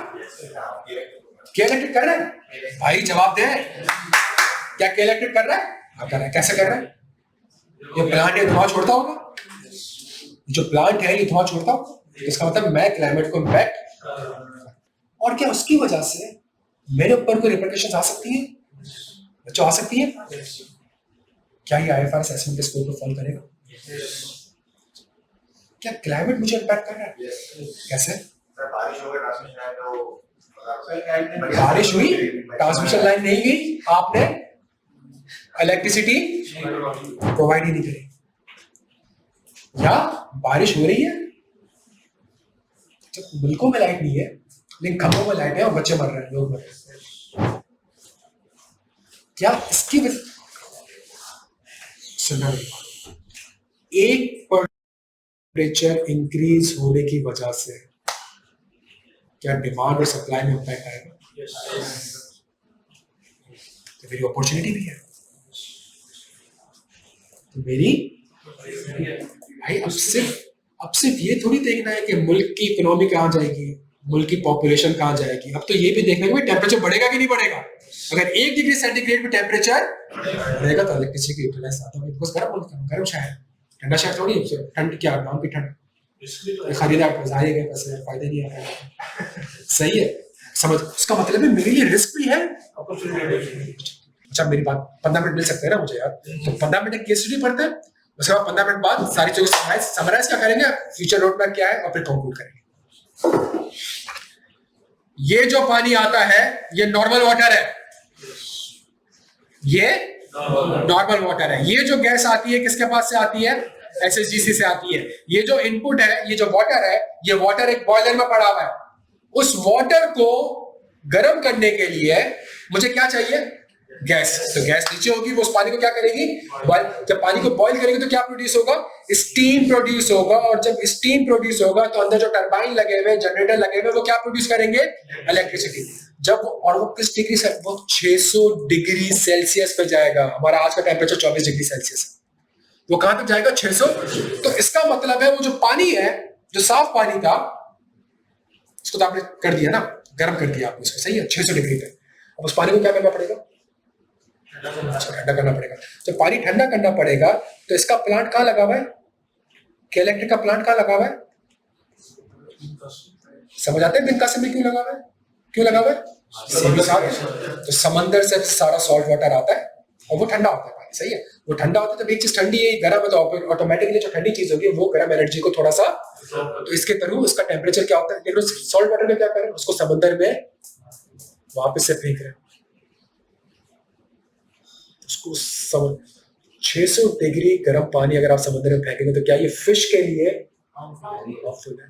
अगर हार्मफुल है, सुनना मेरी बात को, तो क्या अगर कोई कानून होगा तो उसके वजह से आप पे इम्पैक्ट आ सकता है? आईएफआरएस। ये जो पानी आप यूज कर रहे हैं, पानी है ना भाई, आपका प्लांट ऐसा लगा हुआ है जो किससे चल रहा है? वाटर से चल रहा है, थर्मो इलेक्ट्रिक होता है नहीं, वाटर से। अगर ये, लेकिन ये नॉर्मल वाटर है, ये समंदर का पानी नहीं है, नॉर्मल वाटर है, जो कि मैं और आप जरा सी फिल्ट्रेशन के बाद। लेकिन के इलेक्ट्रिक का जो प्लांट जहां पे लगा हुआ है, वहां पे जो सोसाइटी, उनको पानी नहीं मिलता। मेरी पेप्सी वाली एग्जांपल याद करो, जो इंडिया के 2 प्लांट बंद हुए थे, केरला में पेप्सी का प्लांट बंद हुआ था। रीजन? सोसाइटी का पानी सारा खत्म हो गया, और केरला एग्रीकल्चर लैंड है, तो एग्रीकल्चर के लिए पानी नहीं था, पीने के लिए पानी, किसके लिए पानी था? पेप्सी के लिए पानी था। इसका मतलब आपकी वजह से सोसाइटी को आप धुआं भी नहीं छोड़ रहे, आप पानी भी नहीं छोड़ रहे, आप कुछ नहीं कर रहे, लेकिन चूंकि अपने ऑपरेशंस के लिए, अपनी वैल्यू चेन के लिए, अपने बिजनेस में जब आप पानी से इंटरेक्ट कर रहे हैं तो इनडायरेक्टली आप सोसाइटी से भी, और सोसाइटी के प्रेशर की वजह से पेप्सी का प्लांट वहां पे बंद हुआ है। इन्वेस्टर कह रहा है मुझे तो पता ही नहीं था ये चीज, मुझे तो कहा जाता हम तो बड़े बड़े काम कर रहे हैं, हाँ हमने पानी की टैंकी लगा दी है, हमने ये कर दिया है, हमने वो कर दिया, कह रहा कंपनी बंद होकर बैठी, सबसे बड़ी कंपनी इंडिया की पेप्सी पकड़ी। तो इसका मतलब है, सुनना बच्चों, तो अगर मैं ये पानी यूज कर रहा हूं तो क्या इसकी वजह से सोसाइटी में इंपैक्ट आ सकता है? और अगर मैं इनपुट के लिए गैस यूज कर रहा हूं तो गैस में हमारे पास मीथेन होती है, CH4, क्या इसकी वजह से और ये ग्रीन हाउस गैस है, तो क्या इसकी वजह से एनवायरनमेंट को एक इम्पैक्ट जा सकता है? और एनवायरनमेंट में अगर वो धुआं कराची में भी छूट रहा है तो उसकी वजह से पूरी दुनिया में एक इम्पैक्ट आ सकता है। सही। जर्मनी सबसे ज्यादा ग्रीन हाउस गैस एमिट कर रहा है और इसकी वजह से पाकिस्तानी फ्लड आ रहा है। पता है आपको जर्मनी सबसे ज्यादा ग्रीन हाउस गैस एमिट कर रहा है, इसकी वजह से इम्पैक्ट कहां पे आ रहा है? पाकिस्तान जो फ्लडिंग आ रही है उस वजह से आ रही है, बिकॉज जर्मनी ने क्लाइमेट का जो पूरा टेम्परेचर है उसको इंक्रीज किया। क्लियर बच्चों यहाँ पे? तो जो बीच में हम जाते हैं बार बार और हम ये कहते हैं जी हम तो 0.1% भी ग्रीन हाउस गैस पूरी दुनिया की नहीं करते, इसका इम्पैक्ट हमारा है, तो दुनिया में क्या दे? एड प्रोवाइड करें। अक्सर हर फॉरम पे यही मांग रहे हैं, इमरान खान भी किया था, इसने भी यही मांगा था। भाई जब हम कंट्रीब्यूट कर ही नहीं रहे ग्रीन हाउस गैस का तो इसका मतलब हम डेवलप नहीं कर रहे चीजों को, डेवलप आप कर रहे हैं, कमा आप रहे हैं, उसकी वजह से इम्पैक्ट हमारे पर आया था। आप हमें एड दे सकते हैं, क्लाइमेट से एड हमें दे नहीं रहे। क्लियर? अच्छा, ये जो प्लांट है फिर ये वापस से वाटर यूज कर रहा है, लेकिन ये वाटर कौन सा है? ये सी वाटर को कहां डिस्पोज कर रहा है? नहीं पता चल नहीं पता। अच्छा, फिर उसके बाद जो इलेक्ट्रिसिटी प्रोड्यूस हो रही है, जा रही है ट्रांसमिशन लाइन से। कल को क्लाइमेट चेंज की वजह से अगर फ्लड आ जाता है जो आ रहा है हर साल, क्या मैं ऑपरेशन कंटिन्यू कर सकूंगा अपने? जब मेरा ट्रांसमिशन लाइन ही नहीं चलेगी, जब मेरी डिस्ट्रीब्यूशन लाइन ही नहीं चलेगी, तो क्या मैं कैश इनफ्लो जनरेट कर सकूंगा? सुनो, के इलेक्ट्रिक जो दुनिया के साथ कर रहा है उसको वो भी डिस्क्लोज करना है, और जो दुनिया के इलेक्ट्रिक के साथ कर रही है उसको वो भी डिस्क्लोज करना है। आप क्लाइमेट को क्या इंपैक्ट कर रहे हो? क्लाइमेट का वर्ड यूज कर रहा हूं, सही है, लेकिन ओवरऑल सस्टेनेबिलिटी, तो आप क्लाइमेट पे क्या इंपैक्ट कर रहे हो वो भी डिस्कस करना है, प्रोवाइडेड दैट कि दोनों चीजें मटेरियल हो from the perspective of investor के लेंस, अगर वो आपके कैश फ्लोज को, कॉस्ट ऑफ कैपिटल को और एक्सेस टू फाइनेंस को। ग्रीन बॉन्ड का नाम सुना है ना, इसलिए ले रहे हैं ना ताकि क्लीन एनर्जी को ट्रांजिशन कर सकें। क्लियर है मेरे बच्चों? अच्छा, तो इस पूरी केस स्टडी को देखो, इस पूरी चीजों को देखो, तो इसका मतलब इसके अंदर दोनों चीजें कवर्ड है। ऊपर जाकर हमने एक कानून पढ़ा जो कहता था कि आप जो क्लाइमेट के साथ कर रहे हैं सिर्फ वो डिस्क्लोज करना है। हाई फाइव कहता है नहीं। Sir, in the same way, products like Pepsi and other soft drinks are not healthy for us. Because of this, there can be an impact on our customer base. So, should we include this as well? Healthy क्यों नहीं है? Because वो sugar ज्यादा होती है, तो zero sugar opportunity. तो whenever there is a risk, there is an opportunity। तो जीरो शुगर है, तभी तो डाइट कोला है। हमने बायकॉट किया, तो जो एग्जिस्टिंग बैठे हैं तो उनके पास अपॉर्चुनिटी है। क्या अपॉर्चुनिटी है? कौन से? फिज कोला नेक्स्ट। तो ये जो अगर आप देखें ना, जो चीजें बनी, क्या बनी है?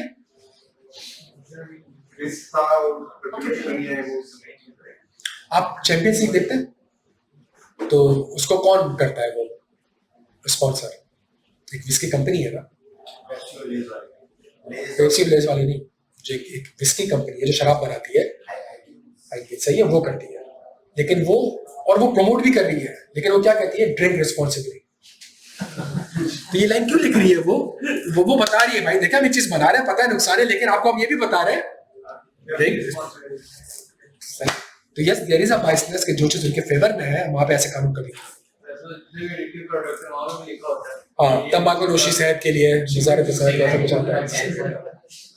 बस करते यार, पीता हूँ भाई मैं क्या। सही है भाई, क्लियर है सारे यहाँ पे? समझ आ रहा है?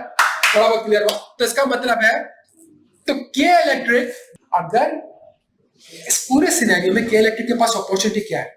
अगर वो जो पानी सॉल्ट वाला यूज कर रहे हैं, अगर उसकी डिस्पोजेबल में सही कर दूं, या अगर मैं पानी सोसाइटी का पानी ले रहा हूं, अगर मैं कोई और ऑल्टरनेटिव इजाद कर दूं और मैं रिसर्च और डेवलपमेंट करूं कि किसी तरीके से वो वाटर की मुझे जरूरत ना पड़े, कोई और ऑल्टरनेटिव हो जिसकी वजह से विंड एनर्जी आई, जिसकी वजह से सोलर एनर्जी आई, सही है, तो कोई और ऑल्टरनेटिव में जाऊं जहां पर मुझे या वो पानी, मैं ऐसी पानी के बगैर कुछ नहीं, पानी यूज करना पड़ेगा, तो मैं एटलीस्ट ये काम करती हूँ, वो पानी जो हो वो रीयूज हो सको, रिसाइकल कर सको।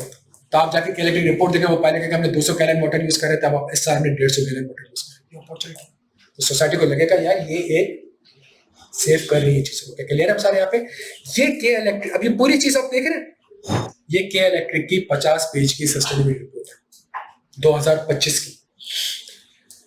पूरी 2025 की रिपोर्ट में कहीं पे भी ये नहीं लिखा हुआ कि ये इंपैक्ट हो सकता है और ये फाइनेंशियल इफेक्ट हो सकता है और आप रिपोर्ट देखेंगे आपको कोई स्ट्रक्चर समझ में नहीं आएगा। यहाँ पे ये कुछ खड़े हुए लोग, ये टावर है, ये सस्टेनेबिलिटी हाइलाइट्स है, ये चेयरमैन साहब के मैसेज है, ये अबाउट के इलेक्ट्रिक है, ESG रोड मैप 2030 टारगेट के बारे में बता रहे हैं कि हमारा 2030 का टारगेट क्या है। सही है कि हमने कार्बन डाइऑक्साइड की एमिशन को रिड्यूस करना है कितने %?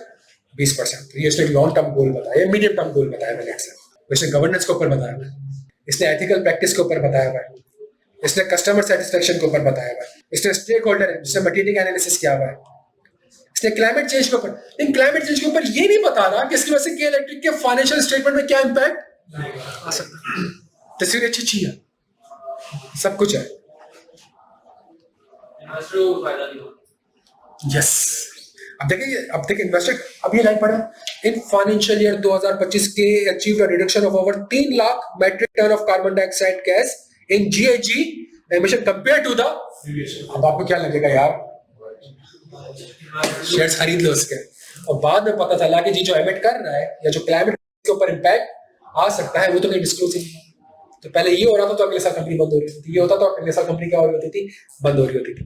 फिर वो कह रहे हैं इन्वायरमेंटल सोशल, सोशल में पीपल, तो इन्वेस्टिंग इन अवर, तो भाई लोगों पे इन्वेस्ट कर रही है। सही है, ये बता दिया अच्छा खासा ही बताया। सोशल में पे गैप नहीं होना चाहिए, सही है, जेंडर गैप नहीं होना चाहिए, तो इसके ऊपर उन्होंने बता दिया डाइवर्सिटी एंड इंक्लूजन, कि जहाँ किसी को ऐड कर रहे हैं, सारे रिलीजन को ऐड कर रहे हैं, सारी कम्युनिटी को ऐड कर रहे हैं, ये चीजें बता दी। कम्युनिटी में इन्वेस्ट कर रहे हैं भाई, क्या कर रहे हैं इन्वेस्ट, कॉर्पोरेट सोशल रिस्पांसिबिलिटी याद है जमाने में, पूरे 50 पेज की रिपोर्ट देख लो, कहीं पे पढ़ के ये पता नहीं चलेगा कि मुझे इस कंपनी में इन्वेस्ट करना चाहिए कि नहीं करना चाहिए, या इस कंपनी में क्या रिस्क है सस्टेनेबिलिटी की वजह से, क्या अपॉर्चुनिटी है सस्टेनेबिलिटी की वजह से, क्या इसका गवर्नेंस लेवल पे किस लेवल पे काम हो रहा है, क्या स्ट्रेटेजी है कंपनी की, रिस्क को कैसे मैनेज कर रहे हैं, क्या टारगेट सेट किए हुए, कुछ चीजें पता है, कुछ चीजें नहीं पता। तो फिर क्या आया मैडम, IFRS, सारी उस कायनात को मिला के। तो इसका मतलब ये हो गया भाई, इसका मतलब ये हो गया, अगर मैं आपसे डिस्कस करूं एक चीज, इसका मतलब है जो नेक्स्ट क्लास होगी वो बिजनेस मॉडल के ऊपर होगी, इसमें पूरा बिजनेस मॉडल एक्सप्लेन करूंगा। उसके बाद जो सेकंड क्लास होगी वो किसके ऊपर होगी, जल्दी से बता दो, वैल्यू। उसके बाद एक क्लास होगी जो कि किसके ऊपर होगी, 4, और उसके ऊपर मल्ट की क्लासेस होगी, गवर्नेंस के ऊपर, स्ट्रेटेजी के ऊपर, रिस्क मैनेजमेंट के ऊपर, मैट्रिक्स एंड टारगेट। फिर जो IFRS की जनरल चीजें, लोकेशन क्या होंगी, डिस्क्लोजर क्या होंगे, कंपैरेबिलिटी क्या होगी, अगर एरर होगी तो क्या होगा, जो ऑलरेडी पढ़ चुके हैं, तब हमें समझ में आ गया कि यार हमने सब्जेक्ट। तो IFRS S1 की अगली 10 क्लासेस तरीके से, एक क्लास बिजनेस मॉडल की होगी, एक क्लास वैल्यू चेन की होगी, एक क्लास जो होगी वो गवर्नेंस के ऊपर होगी, एक क्लास कह रहा हूं मतलब पता नहीं कब बस कि 4 क्लास होगी, तो एक क्लास गवर्नेंस के ऊपर हो रही है, एक क्लास स्ट्रेटेजी के ऊपर हो रही है, एक क्लास रिस्क मैनेजमेंट, फिर एक क्लास हमारी ड्राफ्टिंग के ऊपर हो रही है, अब चीजों को ड्राफ्ट कर रहे हैं, फिर कुछ क्लासेस हमारी ऐसी जो केस स्टडी जहां पे डिस्क्लोज हुई नहीं है, फिर हम जाके SASB की तरफ जाएंगे। ये वजह पढ़ लिया तो अब ये देखते हैं कि SASB किस लेवल तक हमें हेल्प कर सकते हैं। फिर जाके तो के इलेक्ट्रिक मैंने आपको केस स्टडी बताई, आप के इलेक्ट्रिक की वो रिपोर्ट देखेंगे 25 पेज की, जो SASB की, यही सारी बातें वहां पे लिखी, यही सारी बातें वहां पे लिखी। आपको पता है अगर आप इलेक्ट्रिसिटी का बिल पे नहीं कर पा रहे और मैं आपको आपकी गैस डिस्कनेक्ट कर रहा हूं, आपके इलेक्ट्रिक डिस्कनेक्ट, ये भी सस्टेनेबिलिटी का इशू। हॉस्पिटल को नहीं दे रहे हम गैस इलेक्ट्रिसिटी, क्यों, पैसे नहीं दिए, बंदा मर गया, तो आपके लिए, तो इसका मतलब है आपके लिए सोसाइटी इंपॉर्टेंट नहीं है आपके लिए, और उसके रिपरकशंस आएंगे, और उसके रिपरकशंस। तो वहां पे वो ये कहते हैं कि जी अगर वो पे नहीं कर पा रहा तो गलती आपकी है। क्यों गलती आपकी है? गलती इसलिए आपकी बिकॉज आप महंगी इलेक्ट्रिसिटी बना रहे हैं, आपको रिसर्च एंड डेवलपमेंट पैसा डालें ताकि आप चीप एनर्जी बना सके, ताकि मैं अफोर्ड कर सकूं, तो गलती आपकी है। तो ये सारी सोच क्या क्या हो सकता है, बच्चों सुनो, क्या क्या हो सकता है, क्या क्या हो सकता है। तो ये जो SASB स्टैंडर्ड आया है, इसने इन सारी एयर क्वालिटी समझ आता है, थोड़ा बहुत पढ़ा नहीं रहा हूं मैं, लेकिन जाहिर सी बात है जब प्लांट बन रहा है, इलेक्ट्रिसिटी प्रोड्यूस हो, तो कुछ ना कुछ वाटर मैनेजमेंट का वर्ड समझ आता है कि किस तरीके से वाटर में, तो क्या मैट्रिक्स हो सकते हैं, क्या टारगेट हो सकते हैं, इसके ऊपर बताता है, क्या स्ट्रेटेजी हो सकती है थोड़ा बहुत। अगर आप कोल से बना रहे हो, कोल बनाने के बाद जो उसका ऐश होगा उसको क्या डिस्पोज होगा, पानी में डिस्पोज ऑफ कर दिया। इन सारी चीजों के ऊपर वो आपसे कोई ना कोई आपको गाइडेंस प्रोवाइड करता है। फॉर एग्जाम्पल अगर हम क्या कहता है, क्या डिस्क्लोज करना है, आप कितना एयर पॉल्यूट कर रहे हैं, एमिशन बताएं, नाइट्रोजन ऑक्साइड कितनी हो रही है, NOx से कितनी हो रही है, स्कोप ऑफ NOx में क्या क्या इंक्लूड किया हुआ है। तो इस तरह की बातें आपको वो कुछ बताएगा। अगर मैं वाटर का देखूँ, वाटर सोर्स इंक्लूड, तो वाटर को बॉयल करने के लिए मुझे सी वाटर नहीं चाहिए था मुझे सर, तो आप कितना सरफेस वाटर यूज़ कर रहे हैं, कितना सॉल्ट वाटर यूज़ कर रहे हैं, उसको डिस्पोज ऑफ कैसे कर रहे हैं, ये सारे के सारे मैट्रिक्स और टारगेट्स आपको कहाँ बताए गए होंगे, आपको यहाँ पर बताएं। क्लियर हो मेरे भाई? Question number 2, Himalaya Mines operates copper and copper mines. इसका मतलब है इसकी कोई इंडस्ट्री होगी जो कि हमने ऐसे, मैंने आज कुछ पढ़ाया नहीं है आपको, बस ऐसी हाई लेवल डिस्कशन करिए। Himalaya Mines operates copper and cobalt mines in a developing country. HMP operations have a significant environmental and there have been a credible allegations of water pollution from its mines affecting the downstream villages, and HMP has been criticized for inadequate rehabilitation of the mine lands after closure. Additionally, local communities have complained about a lack of tangible benefit from the mining activities, citing limited local employment opportunities and its insufficient investment in community infrastructure. NGOs and the governments are increasing pressure on HMP to improve its practice, warning that HMP's social license to operate it at risk if issue remains. HMP is currently in the process of preparing its annual sustainability and aims to address this concern to demonstrate its commitment to the responsible. Senior management recognize that mere disclosure of this issue are not sufficient. Stakeholders expect a clear and जो ऊपर सारी बातें की गई हैं, क्या उसकी वजह से आप बता सकते हैं कंपनी को क्या चैलेंजेस है और क्या रिस्क है? कुछ भी नहीं पढ़ा है हमने, लेकिन क्या बता सकते हो कि ऊपर जो हो रहा है उसके से क्या रिस्क हो सकता है?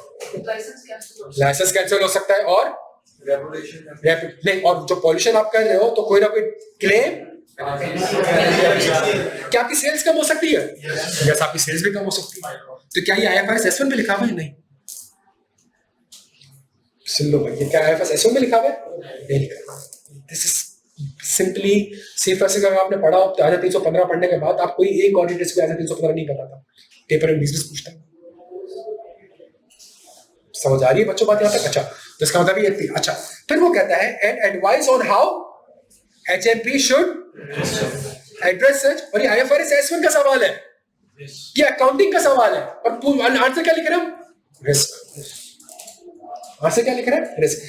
Advice on how HMP should address such challenges and report them in terms of requirement of IFRS S1। अगर IFRS S1 के हिसाब से आपने सस्टेनेबिलिटी से रिलेटेड कोई चीज जो कि इम्पैक्ट कर रही है आपको, अगर आपने डिस्क्लोज करनी तो बताएं कैसे डिस्क्लोज करेंगे? कैसे डिस्क्लोज करेंगे? नहीं, कैसे डिस्क्लोज करेंगे? Governance, strategy, risk management and matrix and framework follow करेंगे। फ्रेमवर्क की आपने हेडिंग लिखी, गवर्नेंस में आपने बताया गवर्नेंस लेवल पे आपने ये करना होगा, रिस्क असेसमेंट ऐसे करनी होगी, ये रिस्क है आपकी, इसके अगेंस्ट आपकी ये, और ये आपकी डाउन स्ट्रीम में है कि अप स्ट्रीम में है, ये आपको बताना पड़ेगा। ये सारी चीजें बता दो, आपका आंसर। तो क्या इसका आंसर IFRS S1 में लिखा है? नहीं, IFRS S1 से आपको गाइडेंस प्रोवाइड करता है। तो इस स्पेसिफिक सिनेरियो में गवर्नेंस के क्या मैटर्स होंगे, IFRS S1 नहीं बताता। ऐसे भी ऐसे एसबी स्टैंडर्ड बताते हैं कि नहीं बताता? कितनी चीजें बताता है? कुछ चीजें इन 4 पिलर्स में से कौन बताता है? SA SB, जिससे मैं थोड़ा बहुत आइडिया हो जाएगा कि ये पॉसिबल इंप्लीकेशंस हो सकती है। भाई समझ आ रहे हैं यार? अच्छा, कैसे रिपोर्ट करूं? स्ट्रेटेजी एंड गवर्नेंस कैसे करूं? कैसे करूं? अकाउंट ये, हालांकि IFRS S1 है, लेकिन आंसर SPM है, CFF 2 है, CFF 6 है। कहां से आ रहा है? अब उसी चीज के ऊपर आपने क्या देनी है? एश्योरेंस देनी है। तब एश्योरेंस देनी है, तब ये कौन सा सवाल है? ऑडिटिंग स्टैंडर्ड के ऊपर सवाल आ गया। फिर अगली चीज, क्या ये अगर मैनेजमेंट आपसे कहती है कि जी हमारी सस्टेनेबिलिटी रिपोर्ट के ऊपर एश्योरेंस दे, तो क्या मैं वो एश्योरेंस एक्सेप्ट कर सकता हूं? नहीं कर सकता। मेरे बच्चों के पास शेयर्स है, मेरे वालिदैन के पास शेयर्स है, मेरा उसके साथ बिजनेस रिलेशनशिप है, मेरे अप्पू वहां पे CFO है, ये सारे सिनेरियो जो हम CFF 6 में पढ़ते थे, एक चेंज है, जहां जहां ऑडिट क्लाइंट का वर्ड आ रहा है वहां वहां सस्टेनेबिलिटी का। तुम्हारी जो 7 इंडस्ट्रीज है जो हमारे सिलेबस का पार्ट है, यूटिलिटी, ऑयल एंड गैस, उसमें से जो एक इंडस्ट्री है वो है प्रोफेशनल सर्विसेज। तो तुम पे भी अप्लाई।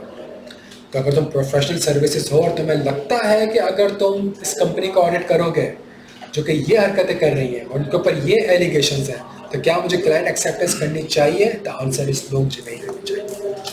क्राइटेरिया फॉलो नहीं कर रहे हैं। हाँ? मैनेजमेंट इंटेग्रिटी का क्राइटेरिया फॉलो नहीं कर इंटेग्रिटी इंटेग्रिटी तो फ्रॉड है ना, ये एथिक्स है। पानी डाल रही है सोसाइटी में, दुनिया को मसले हो रहे हैं इससे, तो आप ऑडिट करोगे? तो डेलॉइट यार सारी बिग फोर ने रशिया से एग्जिट ली हुई, सस्टेनेबिलिटी मैटर है, पूरी बिग फोर ने रशिया से एग्जिट लिया। बिग फोर अब रशिया में नहीं है, 2 बड़े मुल्क हैं जहाँ पे डेलॉइट नहीं है, पाकिस्तान और रशिया।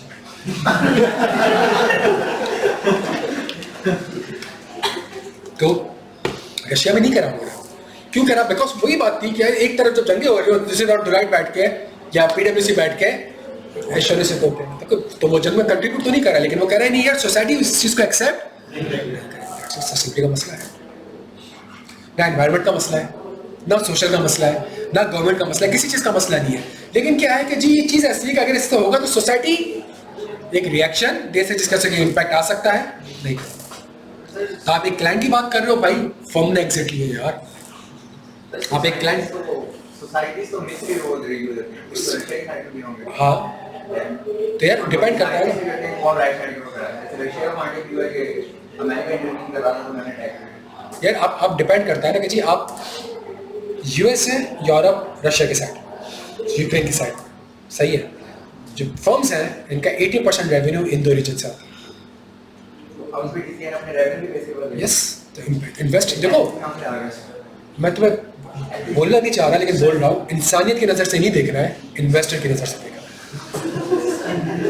एथिक्स पढ़ा रहे हो, उधर से आप फाइनेंशियल इम्पैक्ट देख रहे हो। Yes. तो गलत हो गया। आपने, मैं आपसे वही कह रहा हूँ, इंसानियत की नज़र से नहीं देख रहे, किस नज़र से? कश्मीर का मसला 50 साल से उनको घंटा फर्क नहीं पड़ता, क्यों? इन्वेस्टर को फर्क ही नहीं पड़ा, तो IFRS एसेसमेंट का डिस्क्लोजर नहीं जाए। इसराइल पैलेस्टीन का मसला है, उनके IFRS एसेसमेंट के साथ उनका डिस्क्लोजर नहीं जाएगी, क्यों? इंसानियत का मसला है, कोई मसला नहीं। इन्वेस्टर के पर्सपेक्टिव से मसला नहीं होना चाहिए। मैंने आपको स्टार्टिंग कहाँ करा था? मैं कहता मैं स्टार्टिंग पढ़ाऊंगा इसलिए पढ़ाऊंगा बिकॉज मुझे पता था एंड में सारे सवाल आएंगे, तो हमेशा याद रखना IFRS एसेसमेंट इन्वेस्टर के लेंस से है, इंसानियत के लेंस से नहीं। अगर आप वाटर पॉल्यूशन किए जा रहे हो कि और आपको पता है कोई इम्पैक्ट नहीं है, IFRS एसेसमेंट डिस्क्लोजर नहीं मांगता। अगर कानून है और आपने नॉन कंप्लायंस करी, उसकी पेनल्टी लगी, तो फिर तो 37 है ना, फिर IFRS एसेसमेंट नहीं है। कानून है, नॉन कंप्लायंस करी, पेनल्टी लगी, 37 है, डिस्क्लोजर 37 के हिसाब से जाएगा। यार सस्टेनेबिलिटी का एक कानून नहीं है, लेबर के ऊपर आपके मुल्क में कानून है तो वो सोशल को कवर करता है, गवर्नेंस के ऊपर आपके मुल्क में कानून है, कोड ऑफ तो वो कवर कर रहा है सस्टेनेबिलिटी को। एनवायरमेंट के ऊपर, एयर के ऊपर भी कानून है, वाटर के ऊपर भी कानून है भाई हमारे मुल्क में। क्या इलेक्ट्रिक जो है वो ये जो वाटर को मैनेज कर रहा है, ये सिंध के कानून के हिसाब से कर रहा है, बिकॉज सिंध में ऑपरेट कर रहा है 18 के बाद, पाकिस्तान में ऑपरेट नहीं कर रहा। तो फेडरल का लॉ अप्लाई नहीं हो रहा, प्रोविंशियल का लॉ अप्लाई हो रहा है कि सिंध की जमीन हमारी सेफ रहनी चाहिए। क्लियर हो सारे यहाँ तक? क्या भाई थोड़ा बहुत घंटे में कुछ क्लैरिटी आई CFF3 में कि CFF3 है क्या? सही है। तो अगेन आपसे कहूँगा पढ़ाया कुछ नहीं आज, लेकिन बहुत कुछ पढ़ा दिया, सही है। और अब हमें समझ आ गया कि हम अपनी चीज़ों को कैसे चलना है। अब एक क्लास बिजनेस मॉडल की होगी, एक क्लास वैल्यू चेन की होगी, एक क्लास जो है वो गवर्नेंस के ऊपर होगी, एक क्लास मैट्रिक्स के ऊपर होगी, एक क्लास जो है वो रिस्क मैनेजमेंट के ऊपर होगी। इस तरीके से हमारा कोर्स चलता रहेगा। फिर ये चीज़ खत्म होगी, हमारे पास ऑडिटिंग स्टार्ट होगी, पर हम ऑडिटिंग स्टार्ट। अब इसी चीज़ के ऊपर ऑडिटर क्या प्लानिंग फेज, अच्छा ऑडिट में है क्या प्लानिंग, परफॉर्मेंस और रिपोर्टिंग और क्लाइंट एक्सेप्टेंस। तो client acceptance code of ethics 15 से 20 मार्क्स, 10 से 15 मार्क्स, जो कि एक अलग ग्रेड है। और फिर उसके बाद प्लानिंग, तो रिस्क आइडेंटिफाई करना है, उस रिस्क का अगेंस्ट प्रोसीजर परफॉर्म करना है, उस प्रोसीजर के अगेंस्ट रिपोर्ट देनी है। तो वो सारी की सारी चीज़ें हमारी कहाँ पे आ रही होंगी।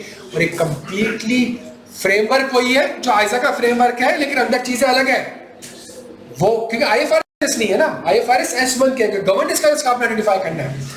स्ट्रेटेजिक के सारे डिस्क्लोजर आ रहे हैं कि नहीं आ रहे हैं, वो डिस्क्लोजर इन 4 क्राइटेरिया को पूरा कर रहे हैं कि नहीं कर रहे हैं, उसका जो फाइनेंशियल इफेक्ट है वो सही है कि नहीं है, लॉन्ग है क्या है, इन सारी चीज़ों को हमने क्या करना पड़ेगा, इवैल्यूएट करना पड़ेगा। यही आपको ओपन बुक नहीं है।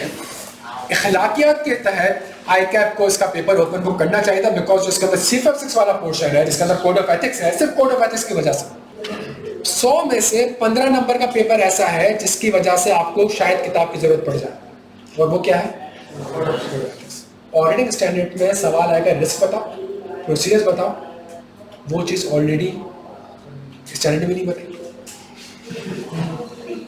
किताब का। भाई CFF का पर्चा कितने लोगों ने दिया था या कितने लोगों ने पढ़ा हुआ है? तो क्या आयदा 315 ऑडिटर्स बताया आपको? पहला सवाल आता है पेपर में ऑडिटर्स, किताब खोलते हो सब्सटेंटिव में जब सवाल आते हैं तो क्या किताब खोलते हो, स्ट्रक्चर लिखने पड़ता है, सही है। सेम चीज़ यहाँ पे भी होगी। इसी तरीके से IFRS S1 ने गवर्नेंस स्टडी में गाइडेंस प्रोवाइड करी, डिस्क्लोजर नहीं बताया। तो अगर वो बोलेगा गवर्नेंस वगैरह का तो आपने फौरन से किताब को रेफर करने की।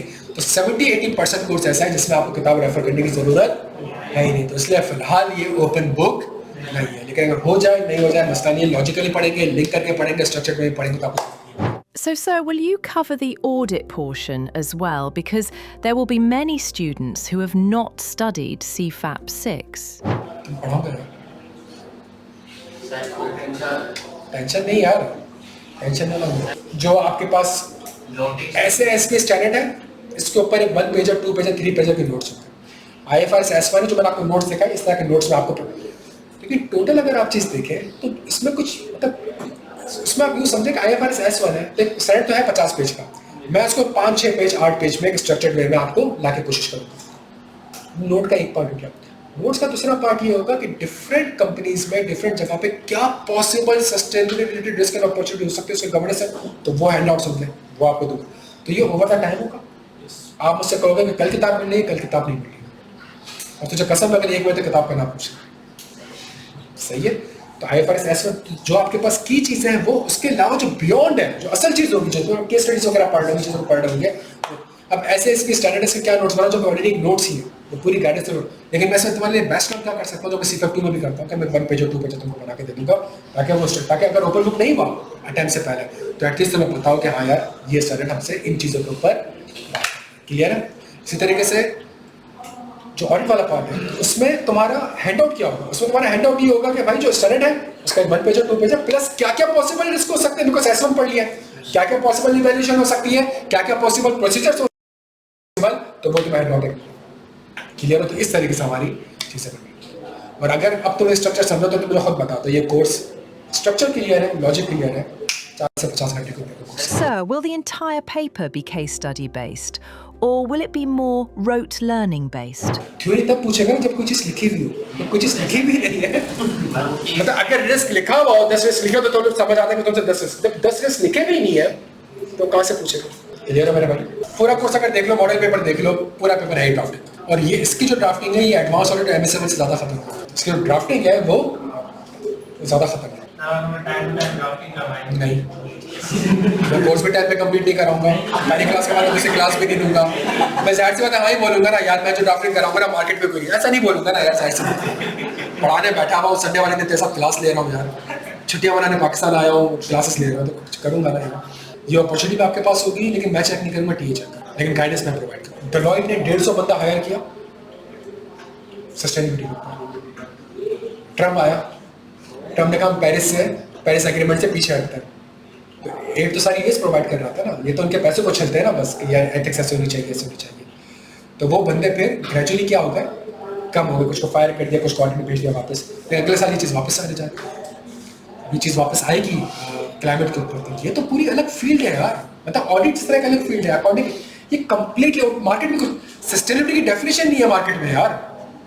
यूनाइटेड नेशन ने जो डेफिनेशन बताई है उसके अलग से चल रहे हैं, डेफिनेशन नहीं है, चीज़ें नहीं है इतनी, और ये बढ़ती रहेंगी और ये कम, और ये आगे जाके देखो यार, हमारा मज़हब 1400 साल पहले एक चीज़ कहता है कि आप मतलब अगर अल्लाह के सामने आप हाजिर हो रहे हो और उसके लिए आप वज़ू कर रहे हो, तो वज़ू में भी आपने पानी को ज़ाया नहीं कर। 1400 साल पहले हमें ये बताई गई है ना चीज़, कुरान में बताई गई है, फिर क्यों पता था आगे जाके ये होंगे मसले, ये चीज़ें होंगी जिसके ऊपर जो हम पढ़ रहे हैं सस्टेनेबिलिटी रहते हैं, जो ये आज जागे, तो 1400 साल पहले हम उसको फॉलो कर रहे होते थे, चीज़ें इंप्लीमेंट कर रहे होते थे।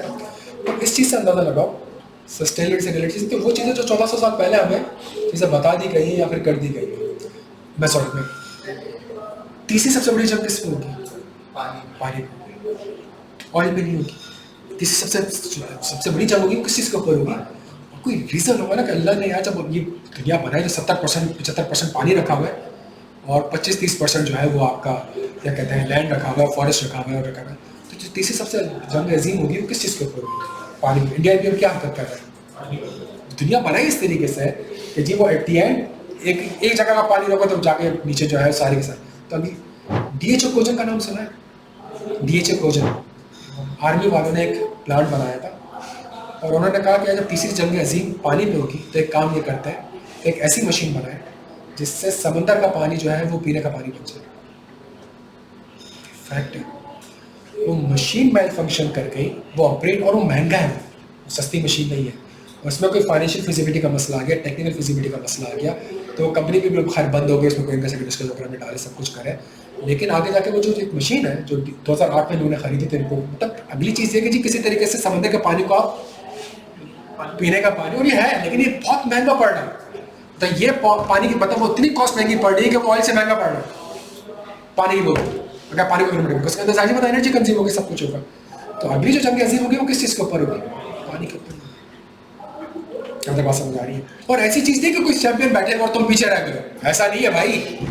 सही है, एआई कैसी चीज़ है कि बस 4-5 साल मेच्योर्ड है, आप चाहे तो अभी भी सीख सकते हैं, बट आज आप बोल के बोले मैं एक्सेल सीखूंगा तो आप पीछे रह गए और ना सीखे। अगर आज आप बैठ के बोले मैं पावर बीआई सीखूंगा, टैब्लू सीखूंगा, आप पीछे रह गए, आज आप ना सीखें।